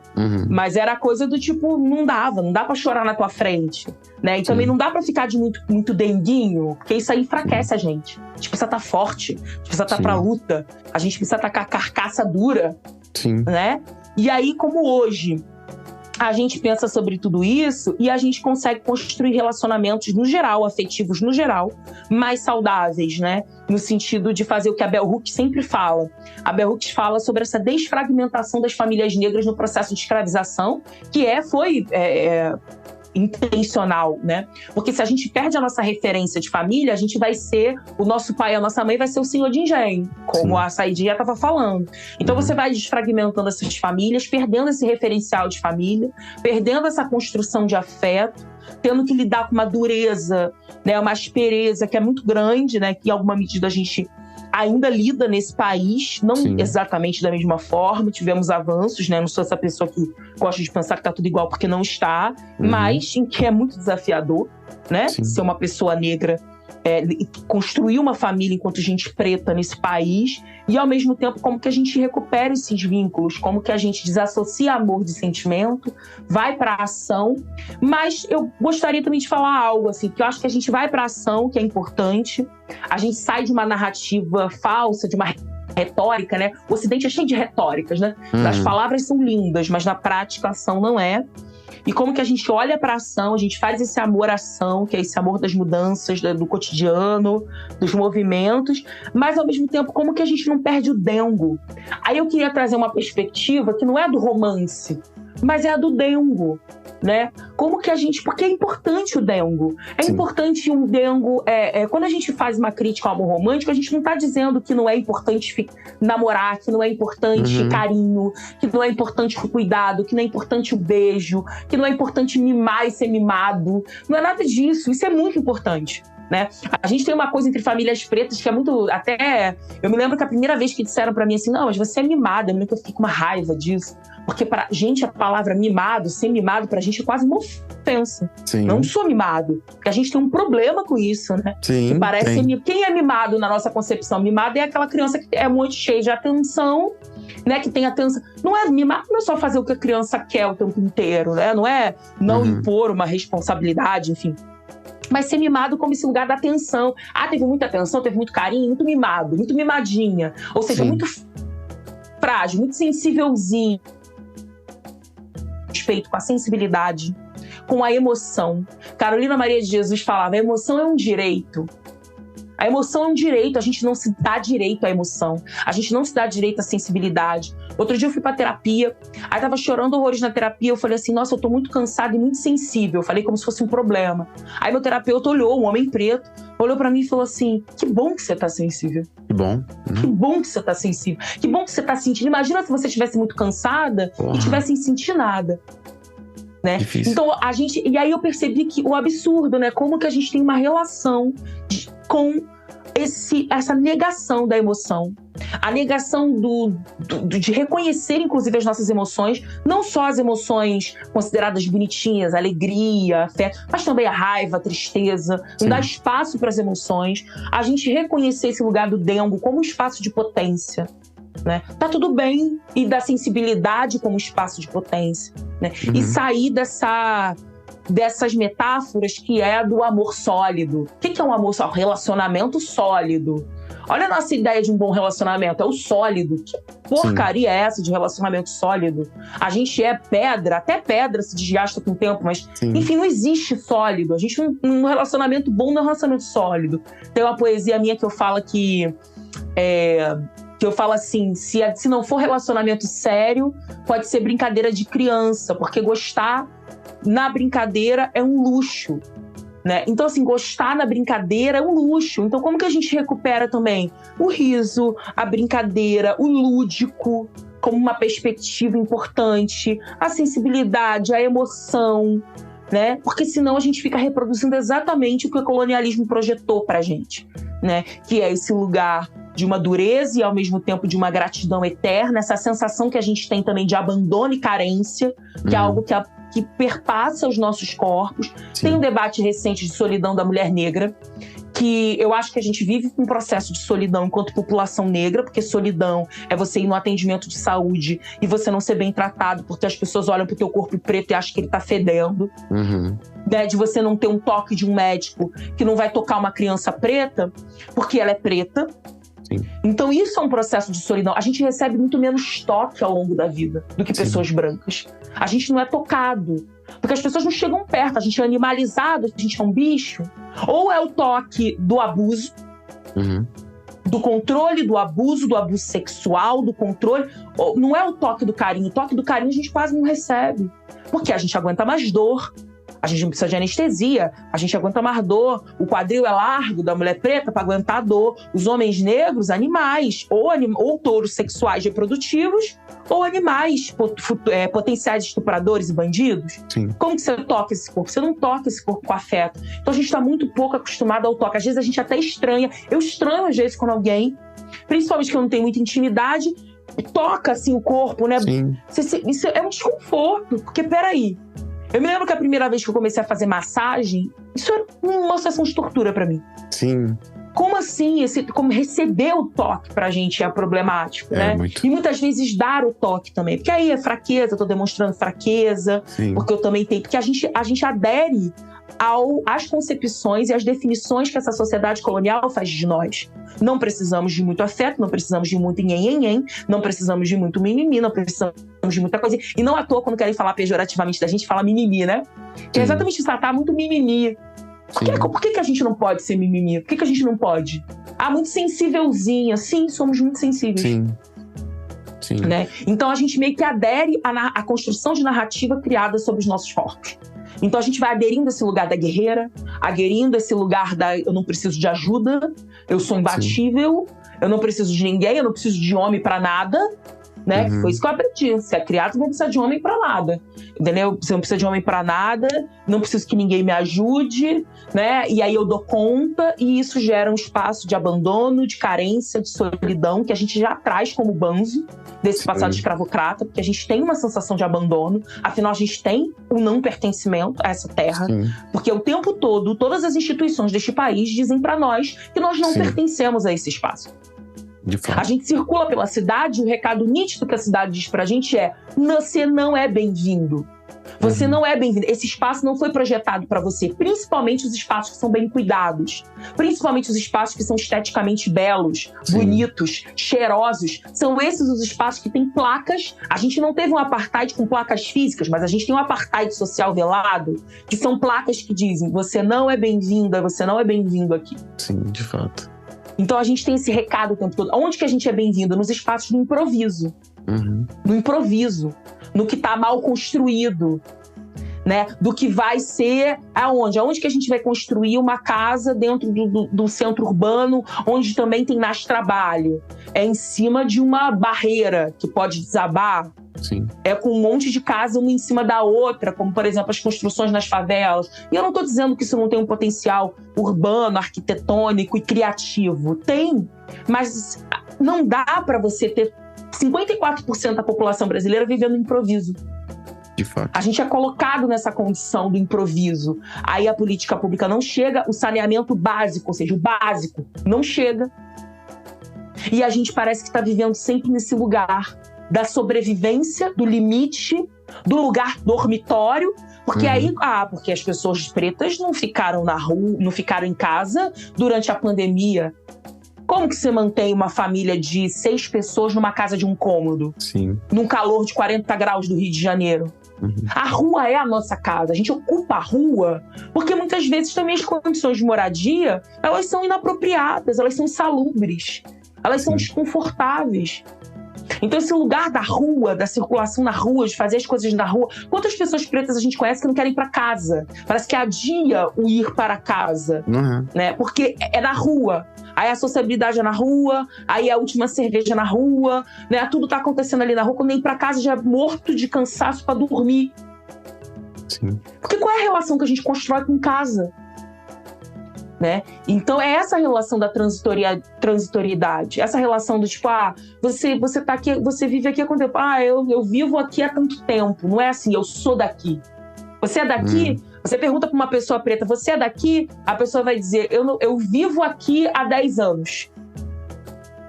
Não é eu sou desse lugar, eu vivo nesse lugar há tantos anos. E por isso a gente transita tanto também, né? Tem muitas migrações, assim. A gente pensa no povo nordestino, por exemplo, né? Que muitas vezes não se reconhece nesse lugar de povo preto, né? Mas é um povo preto. A gente está pensando também nesses trânsitos, né? Que são dos mais diversos, que é esse lugar do transitório. Você está num lugar, daqui a pouco você está em outro, daqui a pouco você está em outro, né? Enfim, e tudo muito improvisado, e sempre na iminência do risco, de alguma forma, né? Então, isso é muito complexo. E aí esse debate da solidão da mulher negra, por exemplo, ele é um debate que vem muito calcado nesse lugar de um abandono e de uma carência, né? E aí esse lugar do abandono e da carência, acho que a gente carrega mesmo como uma ferida ancestral, uma ferida colonial, né, que é colocada para nós. Essa é a pausa que eu programei. Dá um tempinho, se você quiser voltar amanhã, fica à vontade. Mas, ao mesmo tempo, o que a gente está disposto e dispostas a construir, né? Eu acho que a gente precisa estar atento e atenta a isso, porque hoje a gente tem que tomar cuidado com as reproduções. Quando eu vejo meninas de 16 anos dizendo que vivem a solidão da mulher negra, eu fico assim, caramba, assim, 16 anos, você tem 20 anos. Que solidão Cara, é essa essa? discussão é tão profunda, tão necessária, sabe? É que eu nem me julgo no direito de fazer, mas sim, é por aí, né? Você está falando de solidão da mulher negra, você que pode escolher aí, você que pode escolher, você está falando dessa solidão mesmo? Calma aí, vamos Sim. lá. Enfim, mas por favor, continue o que você estava falando. E é isso, né? A gente fica pensando assim, pô, com 20 anos, o que é solidão? Então, qual é esse debate da solidão da mulher negra? É não ter um homem preto, que é um debate também muito cis-hétero, né? É um debate que tem um recorte de gênero e de sexualidade, que as pessoas falam um pouco sobre isso. Mas é um debate cis-hétero normativo, né? Que é esse espaço, é falta de quê? De um homem, de uma relação afetiva sexual? É isso que define afeto? E que homem então, também, né? Eu preciso trazer isso também porque o meu grande amigo, ele provavelmente não vai ouvir aqui, que é o Diego Benjamin. E ele fala muito assim, eu sou um homem preto aqui, sou preto, retinto, gordo e não, eu não sirvo, eu não sou um homem preto que vocês querem, sabe? Sim. Basicamente é o levantamento que ele faz. É a solidão pra quê? Você quer que tipo de homem preto? É o que você vê Michael B. Jordan ou é o que tá andando aí do seu lado e que você não vai nem olhar, né? Também acho que é importante trazer isso pra essa construção, né? Não, e esse lugar de ser salvo. O que você tá esperando? É ser salvo? É um homem que vai te pegar e vai te salvar? O que a gente tem concretamente se a gente quer construir o amor preto para além de uma hashtag, a gente tem uma população que foi fragmentada, uma violência mentalmente, espiritualmente, emocionalmente, fisicamente. Não então, tem bagagem. O que você quer sem bagagem nenhuma, é isso? Esse relacionamento, essa construção de relacionamento entre pessoas pretas, ela é atravessada por uma série de feridas, de traumas e também por uma série de potências. Sim. Né? Porque é isso, a gente carrega os traumas e carrega também a potência dessa ancestralidade desse povo, que tá aí. Tantos projetos de extermínio pra gente, a gente tá 54% da população. O plano era esse, né? O plano de Oliveira Viana não era esse, que nos anos 2000 não teria mais preto no Brasil? Sim. E olha aí, né? Estamos em 2023, somos 54% da população. Ainda somos mais, porque muita gente nem quer se dizer preto. Então, olha só. Então, a gente também carrega essa potência. Mas assim, a gente vai ter que lidar com esses atravessamentos. Não é a construção do romance do conto de fada. Não. É a construção de um relacionamento que vai precisar lidar com os atravessamentos. E aí é preciso ser muito lúcida e muito lúcido com o que a gente tem de panorama dessa sociedade. Com o que a gente constrói. Olha quanta coisa a gente falou aqui. Olha como é profundo esse debate de amor. Demais. Então, assim, não dá pra reduzir isso ao conto de fadas. Eu vou encontrar um príncipe musculoso, lindo, do cavalo branco, ele vai me salvar, ele vai mudar a minha vida. Não, é disposição pra construir. Sim. É disposição pra construir essa casa, inclusive observando as rachaduras e o tempo todo dizendo o que é passível de consertar e o que precisa jogar fora. E jogar fora não é jogar fora as relações. Porque eu acho também que a gente parte muito disso hoje, né?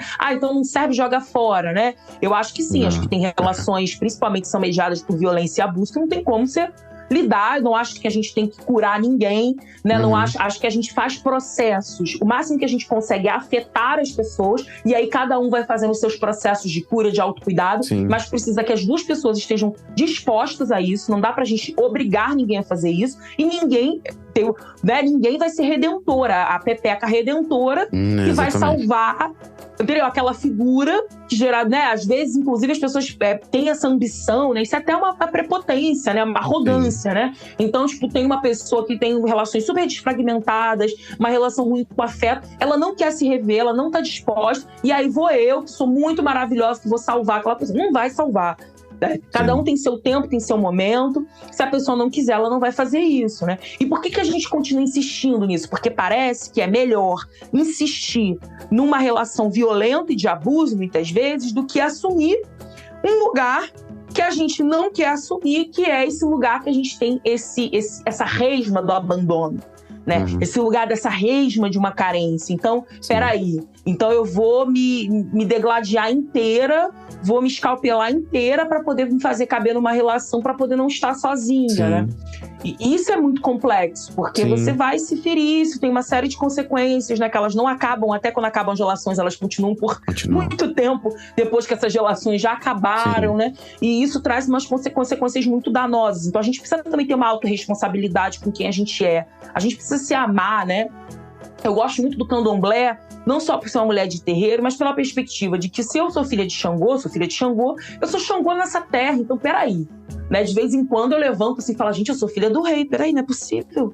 Não é possível. Não posso fazer isso comigo, né? Então a gente também tem que se observar no sentido do que a gente merece, não merece, e não tá nesses cantos. Isso tudo é muito fácil de falar, mas a vida prática, ela impõe outras dinâmicas, mas eu acho que a gente precisa estar atenta. Acho que não tem receita de bolo, não tem bula, mas ela tem observação. A gente observa, a gente percebe, e eu acho que quando diminui essa afobação da expectativa do romance, do amor romântico, não é nem do romance, né? O romance pode ser bom, ser romântico é bom, né? Que carinhoso, não é sobre isso, mas essa perspectiva de a gente fugir dessa cilada de uma construção de amor romântico ocidentalizado e colonial, ela também dá pra gente um pouco mais de calma. Sim. Porque o que eu tenho observado também é que nós estamos muito desesperadas. Eu vou falar no feminino, que é o meu lugar, né?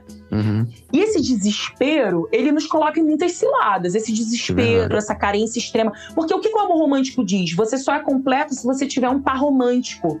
Isso não é verdade. A gente constrói relações afetivas que são feitas com amigos, com amigas, com parentes. Então, assim, a gente não pode colocar todas as fichas da nossa vida numa relação afetiva sexual. É verdade, não. Numa pessoa. Na verdade, não é nem numa relação afetiva sexual, né? É numa pessoa, numa pessoa única. É aquela expectativa da salvação. Então, tudo que eu tenho, eu direciono para uma única pessoa. Isso é óbvio que vai ser um problema. Essa pessoa pode ser, inclusive, muito maravilhosa. Mas ela um dia pode querer ir embora, porque ela tem direito de ir embora. Sim. Porque ela tem direito de se desapaixonar. Tem uma coisa que a gente não controla, é desejo. Um dia eu posso te amar, te desejar, e no outro posso... Não, que eu sou perversa porque eu não te desejo mais? Não. Eu sou uma pessoa. Os desejos mudam, tudo muda. A gente muda hábitos, a gente muda comportamentos, a gente muda relações. Por que a gente não pode também variar desejo? Sim. E aí, se um dia essa pessoa não quer mais estar comigo, se o plano dela mudou, se o plano não é mais construir essa família, mas é um outro plano, essa pessoa vai ser uma perversa por isso? Não. Então, a gente não pode colocar todas as fichas. A gente precisa investir também no amor da gente. Tem o amor também pelos nossos... Eu que sou de terreiro, o amor pelo orixá, o amor pela gente, o amor político. A Bell Hooks fala muito sobre isso. Um tipo de amor também que é o amor de comunidade, o amor político, o amor que quando eu tô aqui falando com você sobre todas essas coisas, tem amor. Isso aqui é uma relação de amor também. Sim, de fato. Que é o amor o quê? Pelo que eu acredito, né? O amor pelo que a gente acredita, pelo que a gente tem como ideal, pelos nossos sonhos, pelas transformações e pelas mudanças que a gente quer ver no mundo. Isso também é amor. Né? Então, é desassociar um pouco o amor de uma figura única, que é humana, e por humana falha, complexa, invariável, e trazer o amor para outras dimensões, né? Para tentar diminuir essa sensação do abandono e da carência que nos coloca num desespero que a gente não espera o tempo do desenvolvimento das relações. As relações têm um tempo de desenvolvimento. Não tô fazendo aqui nenhuma... É óbvio que tem gente que vai se conhecer 10 anos e não vai casar, e tem gente que vai se conhecer em 2 meses e vai casar e vai dar muito certo. Não é sobre um tempo só cronológico, né? Mas é um tempo que não é só o tempo do calendário, mas o tempo da escuta, da possibilidade de experiências e vivências, que a gente só conhece alguém conforme a gente vai experienciando coisas, vivendo situações, a gente vai vendo como as pessoas reagem em determinadas situações, o que faz. A relação de confiança também, ela precisa de tempo. Por exemplo, eu não vou ser sócia de uma pessoa de uma hora para outra. Por que eu vou namorar e acreditar que esse é o amor da minha vida e investir todas as fichas da minha vida, inclusive botar o meu dinheiro, a minha energia, o meu tempo todo para uma pessoa só, que eu ainda não tenho tempo para ver se é uma pessoa que merece a minha confiança, né? Então, esse desespero que eu acho que está muito ligado também ao capitalismo ocidental, porque a gente tem essa ideia do consumo. O consumo, ele é imediato. Você precisa disso hoje. E essa ideia do amor-consumo, nós também reproduzimos isso. Nós consumimos pessoas, nós queremos pessoas. Então nós queremos o controle, nós queremos o consumo imediato. E as pessoas, gente humana, é muito mais complexa que isso. Então, ter esse tempo para essas construções, ter esse tempo de observação, né? E tentar pulverizar o sentido do amor. Amor tá em muita coisa, né? Por isso que é importante a gente ter, né? E aí eu acho que as mães pretas têm razão quando elas falam, você precisa ter sua profissão, né? E não é que o seu marido vai ser sua profissão, você pode ter marido, porque também a gente foi ensinada que a gente não pode ter muita coisa, que a gente tem que escolher. Ou você tem marido, ou você tem profissão. Ou você tem filho, ou você é um super empresário. Não, a gente pode ser muita coisa. Eu posso ter marido, eu posso ter esposa, eu posso ter profissão, eu posso ter hobby, eu posso fazer atividade física. Então, eu acho que quando a gente amplia o afeto, o amor, os gostos, as atividades, a gente tem mais possibilidade de se sentir acolhida sem jogar, inclusive, a responsabilidade pela nossa sensação de segurança e amor para um ser humano, para um único ser humano. Porque aí também fica pesado para os outros, muitas vezes, Sim, né? muito. Porque é pesado, eu preciso corresponder a todas as suas expectativas, senão eu não presto, porque tá tudo em mim, né? Então a gente precisa também desassociar, pulverizar, separar, né? Ter os nossos interesses. Né? É isso, né? Eu tenho pavor dessa expressão, porque a pessoa tem dedo podre. Ninguém tem dedo podre. Eu acho que a gente está na complexidade da vida, tentando. Eu acredito que tem pessoas que elas são manipuladoras e perversas, sim. Que elas querem se aproveitar, sim. Mas eu acredito que tem muita gente no mundo. E que se a gente só encontra pessoas com esse perfil, é porque a gente também está manifestando no mundo o mesmo comportamento. Sim. Quando a gente vai mudando, se permitindo as mudanças, se observando, a gente também vai atraindo outras pessoas, né? E a não ter medo, porque às vezes a gente tem muito medo de romper relações de amizade, de parentesco, etc, né? Porque tá aí baseado naquela ideia de amor do fique aqui, não se vá. Né? Relações familiares que adoecem muitas pessoas, às vezes mais até do que relações afetivas sexuais, porque a pessoa acredita que por ter um vínculo de parentesco, você não pode romper, porque o amor não vá. Tá aqui sendo violentado numa relação com mãe, com pai, e não vá, fique aqui, fique imóvel, fique onde você tá. Quando a gente rompe, a gente oxigena também essas possibilidades, a gente perde algumas pessoas, isso é sempre dolorido, porque é dolorido perder vínculos de afeto, mas também chegam outras, né? E isso é muito importante, né? Tem muita gente no mundo. No limite, minha gente, tem muita gente no mundo. E tá aberta e aberta, né? Porque também eu acho que isso é importante. Inclusive, a gente é muito criado dentro de uma relação cis-heteronormativa. A gente é criado numa sociedade cis-heteronormativa. Então, muitas vezes, as mulheres, quando elas têm essa expectativa do amor romântico, esse amor romântico, ele é um príncipe encantado, que é um homem, né? E muitas vezes você tem outros lugares de desejo, você tem outras... Então, como que a gente se abre pro mundo também, né? Eu sei que a gente tem muito medo. A gente vive muito na defensiva enquanto gente preta. A gente tem muito medo. Porque, mas também, né, demorou tanto tempo pra poder conseguir ter um mínimo de estabilidade, né? Agora que eu consegui dar uma relaxada, eu vou abrir mão dessa relação que é previsível, que eu consigo me sentir segura dentro da previsibilidade, que eu consigo me sentir seguro dentro do controle. Pô, vai ser mais uma guerra pra mim, pra eu lutar, pra agora que eu consegui dar aquela respirada, né? Eu queria só voltar em alguns pontos que você falou aqui, porque eu acho muito importante, né?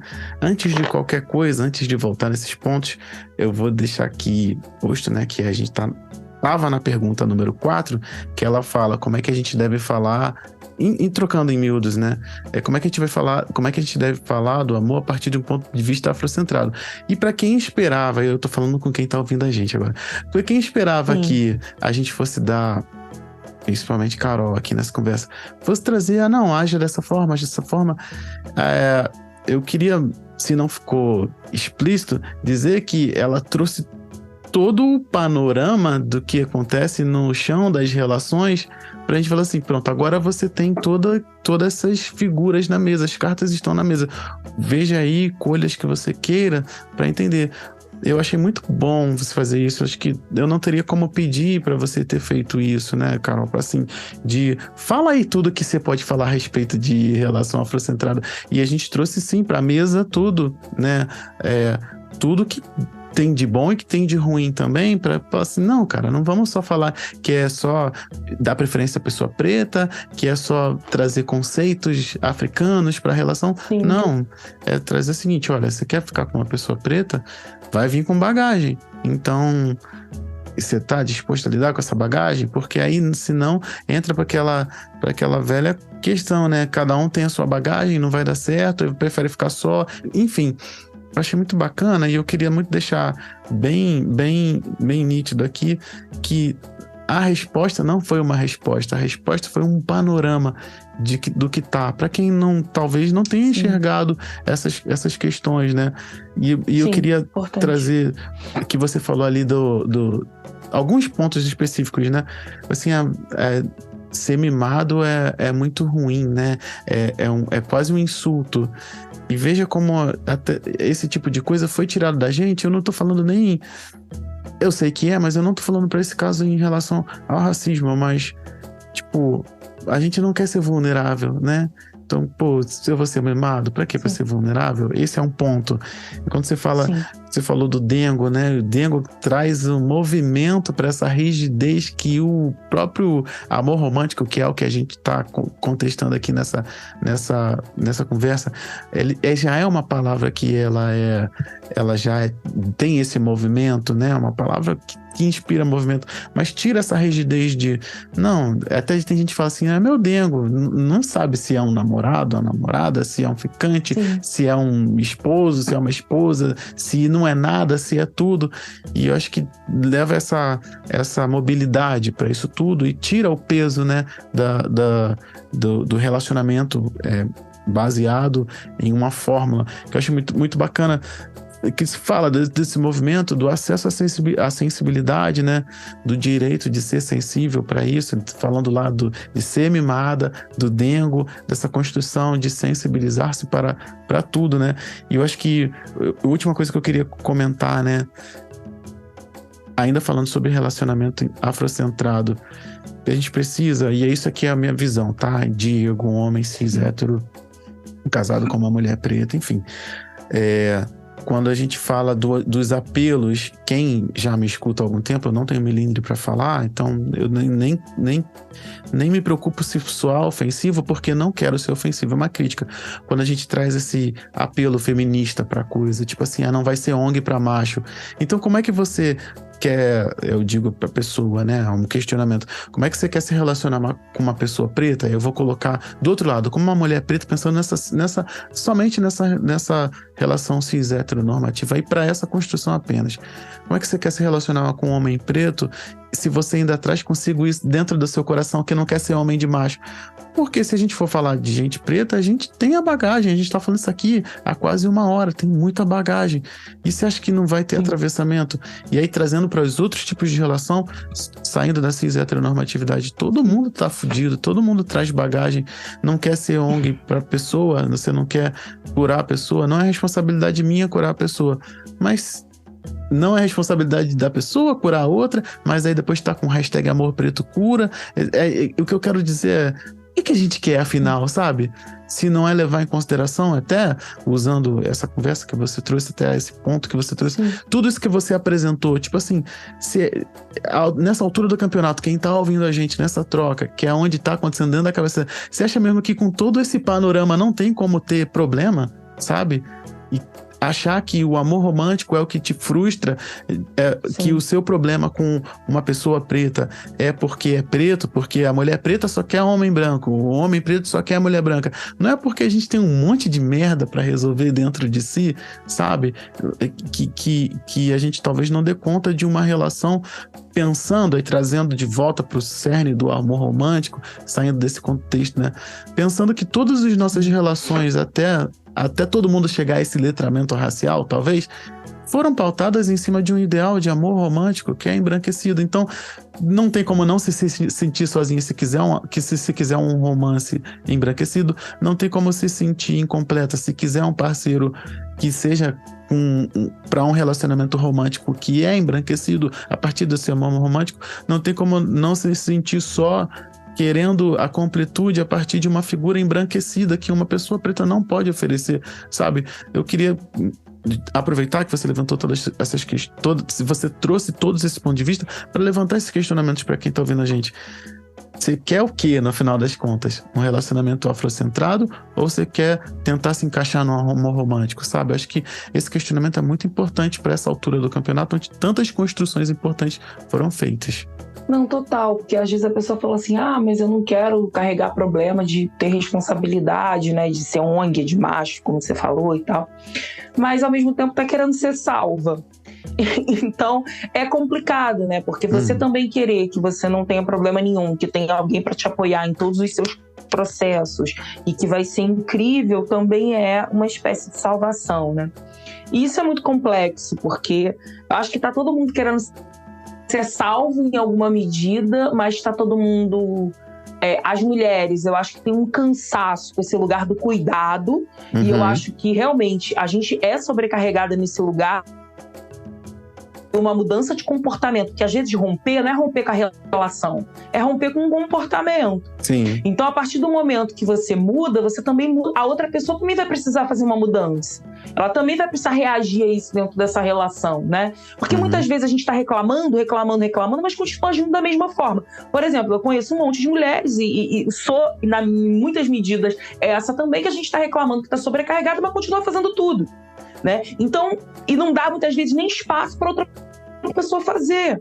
Porque se ela faz, também não faz bem, não faz do jeito que eu quero, né? Porque tem isso também, não é só fazer, você não faz nada direito. Igual minha mãe vivia reclamando que estava sobrecarregada. Quando eu lavava uma louça, ela lavava de novo. Porque eu dizia que eu não sabia lavar a louça. Então, assim, que lugar é esse também? A gente quer que a outra pessoa faça coisas pela gente, ou a gente quer que ela faça o que a gente quer? Porque se for fazer o que a gente quer, isso não vai ser real, porque as pessoas não são obrigadas a corresponder às nossas expectativas. São pessoas diferentes, criações diferentes, padrões familiares diferentes e muitos atravessamentos de violência. Então você está o tempo todo negociando também. É um espaço de negociação. Entender o que é importante para outra pessoa, entender o que não é. O que eu acho que a gente sempre vai ter que lidar com os desafios da outra pessoa, com a dificuldade, com os limites e com muitos traumas se a gente está falando de gente preta. Eu acho que o que muda isso se você vê que a pessoa realmente está no movimento de tentar entender o que está acontecendo e muitas vezes de assumir e procurar ajuda, ou se a pessoa não tem nenhum tipo, né, de porosidade para essa possibilidade, ou seja, não está aberta a essa possibilidade de jeito nenhum, eu acho que aí você vai chegar num limite que não vai ter muito o que você construir.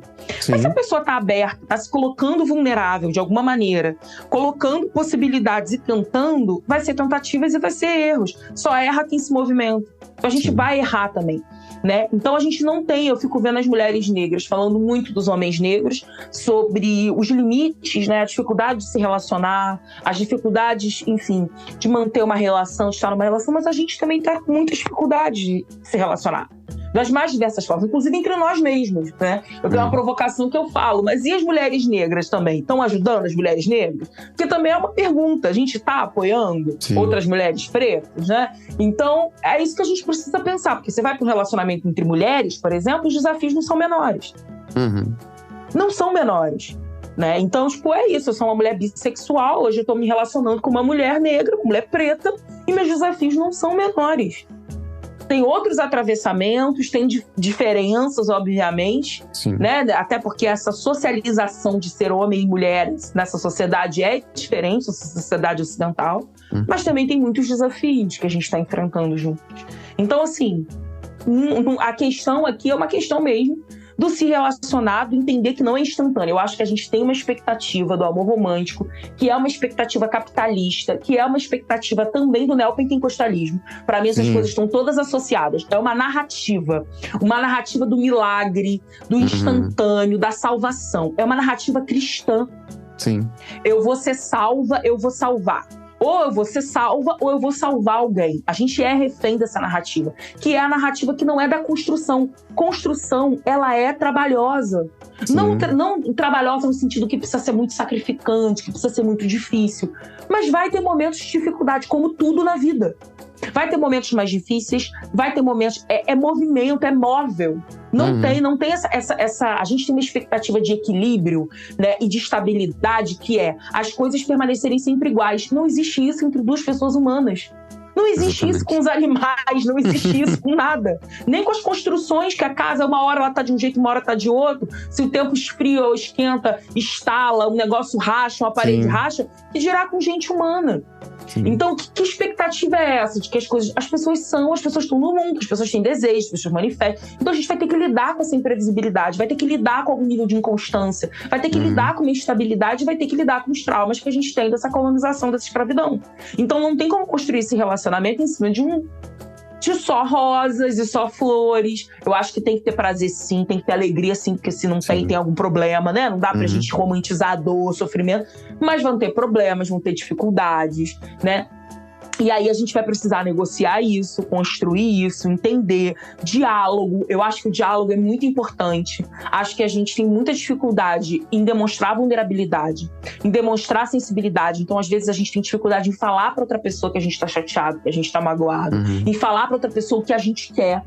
Eu conheço, por exemplo, muitas pessoas, e fui muitas vezes essa pessoa, que estava ali numa relação com uma expectativa, mas que não verbalizei essa expectativa para outra pessoa. Na minha cabeça, estava tudo óbvio. Sim. Ou eu tinha muito medo de verbalizar e me expor, de verbalizar e me parecer emocionada. Sim. De verbalizar e parecer que eu estava viajando. Mas então a gente vai ter que encontrar um espaço de diálogo que seja honesto para a gente conseguir entender. Sim. Então a gente vai verbalizando e a gente precisa de tempo, né? Porque eu acho que é isso, a gente também não quer esperar o tempo, a gente quer que seja imediato. Conhecer uma pessoa vai ser tudo perfeito, tudo maravilhoso. Quando aparece o primeiro problema, não presta, é ruim, não sei o quê.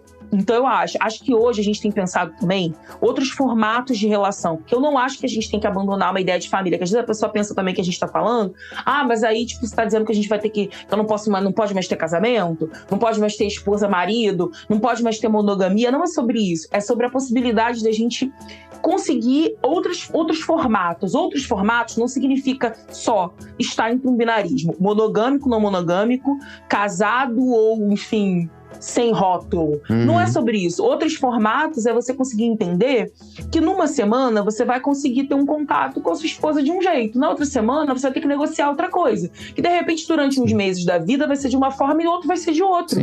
Isso não significa ter outra pessoa, não é sobre isso. É sobre a gente negociar a vida mesmo. Porque a gente não faz isso no trabalho. A gente não faz isso nas outras relações. A gente não faz isso quando a gente aluga uma casa. A gente não faz isso com animal de estimação. Sim. Né? Então a gente também vai fazer isso com as pessoas. Eu acho que tem também uma coisa muito de não entender essa mobilidade e de o rompimento ser uma única possibilidade e o rompimento entre o casal. Eu acho que a gente também rompe com comportamento, a gente rompe com crença. Então a gente acreditava numa coisa, daqui a pouco não acredita, mas às vezes o rompimento que tá faltando num relacionamento é a gente mudar a nossa própria atitude. Não depende só do outro, né? Eu acho que esse movimento é um movimento muito coletivo. E quando a gente entra numa relação em que a gente acha que o problema é sempre a outra pessoa e que com a gente tá tudo resolvido, isso já é um problema pra mim, né? De fato. Porque a gente fala de um lugar de autoridade, quando a gente fala sempre no outro. Porque o outro, porque o macho, porque os homens. A gente não, nessa narrativa, não tem uma autorreflexão. Não tem um lugar do tipo, e a gente? O que a gente tá fazendo? Os homens pretos estão muito adoecidos e as mulheres estão menos? Aonde que a gente não tá adoecida? Exatamente, né? onde não, como é que não tá também, né? Como é que não tá também? Porque essas relações, elas são construídas. Sim. Por mais até que você não tenha um relacionamento afetivo sexual com o homem, né? Você tá lidando com o homem o tempo todo. Você tem o pai, você tem o irmão. Mas a gente tá numa comunidade, a gente tá numa coletividade, né? Por isso que pros africanos esse lugar, essa divisão de gênero não fazia nem sentido em dado momento, né? Antes dessa presença ocidental. Né? Então, até essa construção de gênero, ela é uma construção também artificial, que é feita por uma determinada civilização em determinado momento, né? Sim. Então, e é óbvio que hoje a gente fala em gênero porque a gente é socializado com esses limites, né? Dentro dessas expectativas de gênero, do que é ser homem, do que é ser mulher e etc. Mas eu acho que quando a gente aceita a expectativa de Exu, da mobilidade, do movimento, né? A gente tem que negociar o tempo todo a vida. A gente negocia o tempo todo. A gente é gente preta, vivendo numa sociedade racista que nos exclui, que é extremamente violenta. negociações. Para estar nos nossos espaços de trabalho, a gente está negociando o tempo todo aquilo ali. Até quando a gente decide não se aborrecer por alguma coisa, é uma escolha, né? Então a gente está o tempo todo negociando. Por que as relações afetivas a gente acha que vai ser esse vai ser estática, exatamente. Esse mundo do conto de fada, onde, let it go, estaremos todos juntos. Vai ser assim pra sempre, só o amor, né? A gente vai fazer amor todo dia, vai gozar todo dia, e vai ser tudo lindo, não vai ter incômodo, discordância, irritabilidade. Como não? Cara, eu passei anos da minha vida solteira, morando sozinha. Tinha dia que eu não conseguia me olhar no meu espelho. Tinha dia que eu não me suportava. E dirá a gente morar com outra pessoa, sabe? Sim. Então, assim, eu acho que tem também uma expectativa muito abstrata e muito irreal do que é essa vida, né? E tem dia que a gente vai querer desistir de tudo. Tem dia que a gente... Por isso que a gente também precisa de outras relações, de outros espaços para poder conversar e trocar sobre o que tá acontecendo. Cara, até para não implodir tudo antes de entender também que muitos desses incômodos não tem a ver com o outro, tem a ver com a gente mesmo, né? Sim. E deixa eu pegar um gancho nisso que você falou, porque eu acho que é muito importante. E eu acho que é uma das pedras basilares, inclusive do Parentalidade Preta em si, né? Quando eu falo lá de juntar pais para falar sobre paternidade, juntar homens para falar sobre masculinidade, que é o movimento que a gente tem feito, né? É um dos movimentos mais importantes aqui, dentro do que eu tenho construído enquanto universo, essa questão, né, de quando você fala, a gente pegar e poder, eu vou botar entre muitas aspas aqui, que eu acho que precisa de aspas, mas eu sei que quem tá ouvindo a gente também vai entender. É terceirizar alguns setores do afeto, né? Um deles é a atenção. Tipo, tu vai querer atenção, pode ser que você busque atenção em muitos lugares, e alguns deles sejam errados, e podem, inclusive, começar a prejudicar o seu relacionamento, né? Então, tipo, já que a gente tá se dispondo a conversar entre homens, é um exercício que eu até faço com o pessoal, né? Cara, traz pra gente essa questão, sabe? Você quer atenção? Você quer falar de alguma coisa? Você quer se sentir visto? Você que tá num relacionamento, botando a grande maioria, você tá num relacionamento monogâmico aí, com a sua companheira, né? A grande maioria. E aí você sente que dentro dessa dinâmica vai faltar atenção, e aí a gente sabe que a falta de atenção, alguém dá atenção e as coisas vão evoluindo de uma maneira que talvez atente, inclusive, contra esse pacto monogâmico que foi feito, né? Tô falando de traição. E aí muito do que eu falo, tipo assim, cara, vem pra cá, traz seus problemas pra cá, você quer se sentir visto? Vem pra cá, a gente te enxerga.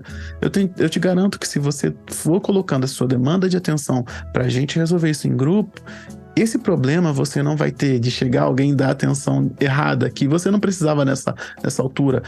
De repente a sua companheira tá ali tomada com a criança e você tá precisando de atenção, e aí alguém vai dar essa atenção e você, enfim, a gente tá falando de traição, no final das contas. Não, porque a gente reduz tudo ao sexo, né? Na verdade, a gente faz uma redução das relações ao sexo. Exatamente. Então, se eu não tô tendo atenção, o problema é falta de sexo. Às vezes você só precisa ser ouvido. Exatamente. Você escuta. É esse local que a gente tá tentando criar, esse local que eu estou criando aqui. Assim, ó, eu tô aqui com uma bandeira, vem aqui, senta aqui do lado, botei um banco aqui, vamos aqui conversar, porque talvez essa atenção salve você, a sua relação, o seu casamento, a sua paternidade, salve tudo, porque é atenção. Eu acho que é bacana, porque você falou isso, e eu queria pegar esse gancho, né, de tirar essa expectativa de tudo vindo de uma pessoa só, é muita carga para uma pessoa só dar conta, sabe? E trazendo muito para essa construção coletiva, que principalmente falando de afrocentricidade, falando de relacionamento afrocentrado, mas de um outro local, né? Meio que fechando um pouco dessa provocação, dessa conversa, dessa discussão que a gente levantou com aquela pergunta anterior, num relacionamento afrocentrado, se somente a gente imaginasse, tem outra pessoa preta ali, já é um relacionamento afrocentrado, e fazer todas as digressões, fazer toda essa engenharia reversa que a gente fez aqui, só colocando questões em cima disso tudo, eu falei assim, por isso que não dá para simplesmente esperar uma troca romântica, não dá simplesmente para esperar uma atenção unilateral vinda só daquela pessoa, não dá para esperar a completude daquela pessoa, porque se a gente tá falando de gente preta, a gente não foi ensinado, a gente foi treinado a individualizar as coisas, mas a gente nunca fez dessa forma, sem trazer romantismos de uma África mítica, mas é também evocando isso, cara, vamos fazer em grupo. Você quer atenção? Vamos trocar entre nós. Você quer se sentir pertencente? Vamos trocar. Você quer ser vulnerável? Você não precisa só da não monogamia para isso. Né? Exatamente. Porque eu acho que tem um discurso que às vezes me incomoda, que é tipo, os afetos precisam ser pulverizados. Mas dividir esses afetos, eu estava tendo um debate sobre isso numa página de não monogamia outro dia, não significa você só ter outras pessoas para transar, né? Sim. Às vezes ter você outras pessoas para contar, para ter relação afetiva, para ser tocado, inclusive outros homens, outras mulheres, para ter abraço, para ter. O espaço da militância também é muito isso, né? Muitas vezes, né? Em que você vai fazer essas trocas, né? Então, e a gente sempre fez isso enquanto gente preta, que você falou. A gente sempre fez isso. As nossas famílias são extensivas. A gente sempre teve essa possibilidade. Quantas pessoas não tiveram mais de uma mãe, né? Tem a mãe biológica e a mãe que ajudou a criar e a mãe que é a vizinha, né? Então, assim, é sobre isso, né? A gente sexualiza muito também esse debate, né? Sim. De várias Porque muitas formas. vezes, inclusive, é super superestimado, né? Porque a gente tá trabalhando tanto que a gente nem tá com tanto tempo assim pra transar, gente. Eu não sei como as pessoas conseguem ter, às vezes, né? Tanta gente pra transar que eu fico assim, a vida tá tão corrida. Cadê esses transão não monogâmico aí? Não estão fazendo nada da vida, não, A gente só tá pagando a Netflix. Gente, eu quero entender que tempo é esse, porque às vezes a gente tá com tesão, tá ali casado com a pessoa e não consegue esse tempo. Muitas vezes que a vida, a rotina vai engolindo, a tarefa doméstica, trabalho, enfim. Exatamente. É muito muito boa essa construção. Tirar o romantismo do amor romântico, tirar o romantismo dessa conversa. Tá sendo muito bom. Eu vou chamar um intervalozinho e a gente volta já. É jogo rápido. Eu tenho certeza que essa conversa com a Dandara Suburbana te tirou do eixo, porque me tirou e eu tô até agora pensando na quantidade de informações bacanas e relevantes que ela trouxe. Essa minha troca com a Carol já é a segunda, eu tenho uma com ela no antigo projeto. Se você quiser, me chama lá na DM que eu te mando. Se você for assinante do Parentalidade Preta, se você for um colaborador, você já vai receber a curadoria desse conteúdo direto na sua caixa de e-mail. E aproveitando esse segundo intervalo, é onde eu trago indicações de podcasts produzidos por pessoas pretas, e não seria diferente hoje. Hoje eu vou falar de um podcast chamado Tem Alguém em Casa, que é um projeto realizado pela família Reginaldo, uma família preta periférica da zona norte de São Paulo. O podcast resgata memórias afetivas da família, incentivando o diálogo e abordando temas atuais. E é composto por 6 integrantes. Esse podcast é amador e familiar. Ele conta com a edição de áudios e imagens pela Jéssica e pelo Roberto, que eles são roteiristas e trazem ideias pesquisando dados relevantes. Todos os membros são locutores e participam das gravações dos episódios. O objetivo desse podcast é engajar a comunidade, explorar eventos culturais e criar novas histórias para compartilhar. Então, se você quer ouvir um podcast que tem essa pegada, vai lá no Tem Alguém em Casa. Eles deixaram 2 episódios de entrada no post relativo a esse episódio, vai estar embedado lá, você vai conseguir ouvir direto do post, eu vou colocar lá para você, e aí você consegue ouvir tranquilamente os 2 episódios. Então, se você queria uma indicação, podcast, Tem Alguém em Casa, os episódios vão estar na descrição desse episódio, é só você chegar lá. E eu não poderia sair desse segundo intervalo sem te convidar para assinar a nossa newsletter e acessar conteúdos com a curadoria especial, conteúdos específicos e exclusivos, e ajudar esse projeto a crescer cada vez mais. Bom, chega lá no apoia.se/parenta e vê como é que você pode ajudar a gente. Com certeza, alguma faixa de apoio vai caber aí no seu bolso e a gente consegue crescer juntos e fazer coisas gigantes. Já falei que eu tenho planos mirabolantes, vou te convidar para dar um pulo lá. apoia.se/parenta. Chega lá e vê o que a gente pode fazer juntos. Vamos nessa? Falar em vamos nessa, vamos voltar agora pro final do episódio. Ainda tem conversa com a Carol, ainda tem informação e ainda tem impacto. Então, vamos voltar lá. Tenho certeza que você vai gostar desse finalzinho. Fica por aqui, daqui a pouco a gente se fala de novo. Bom, então a gente volta agora do nosso intervalo. Acho que foi preciso dar um intervalinho aqui, passar uns recados também pra gente poder respirar e digerir um pouco tanta informação que chegou até agora, que eu acho que tá sendo muito, muito bom, inclusive. E aí a gente volta para as nossas 2 últimas perguntas, as perguntas finais. Eu queria saber de você, Carol, qual o conselho que você dá para pais e mães que estão criando crianças pretas a partir dessa discussão que a gente teve até agora? Abram espaço para os seus filhos e filhas perceberem as suas vulnerabilidades. Abram espaço para vocês se mostrarem vulneráveis, né? Não queiram ser só super-heróis, super-heroínas, guerreiros, guerreiras. Mostrem quando estiverem sensíveis, mostrem quando estiver difícil, peçam a ajuda das crianças, expliquem que realizar algumas tarefas é para contribuir, é para colaborar, porque é uma construção coletiva, uma família, né, é uma construção coletiva. Então não guardem, né, não fiquem guardando tudo para vocês. Eu sei que, né, provavelmente nem tudo a gente quer levar para os filhos, para as filhas, mas eu acho que existe algo que a gente precisa romper, que é essa ideia de que, meu filho e minha filha não pode me ver chorando, não pode me ver desesperada, né? Então a gente vai errar. Eu acho que pode haver um momento que vai gritar, vai passar um pouco da medida do esporro e tá tudo bem. E é importante pedir desculpa, é importante reconhecer a humanidade, as falhas, a humanidade, as tentativas. Toquem seus filhos. Toquem seus filhos com abraço, com carinho, deem beijo, né? Ensinem também seus filhos a fazer isso, se for mais de um, né? Ou de uma, uns com os outros. Eu acho que é muito importante, eu acho que a gente se toca pouco, né? No sentido, a gente é muito tocado no sentido do abuso da violência e muito pouco com o toque da gentileza. Então, toquem os filhos de forma gentil, né? Que essa mão, né, não seja só a mão do pavor da palmada, a mão que levanta e já fica com medo da palmada, fica com medo do esporro, mas que seja a mão que acolhe, o abraço, o dengo, né? Eu sei que às vezes as crianças pequenas detestam, né? Detestam um beijo, detestam, ai, que nojo, né?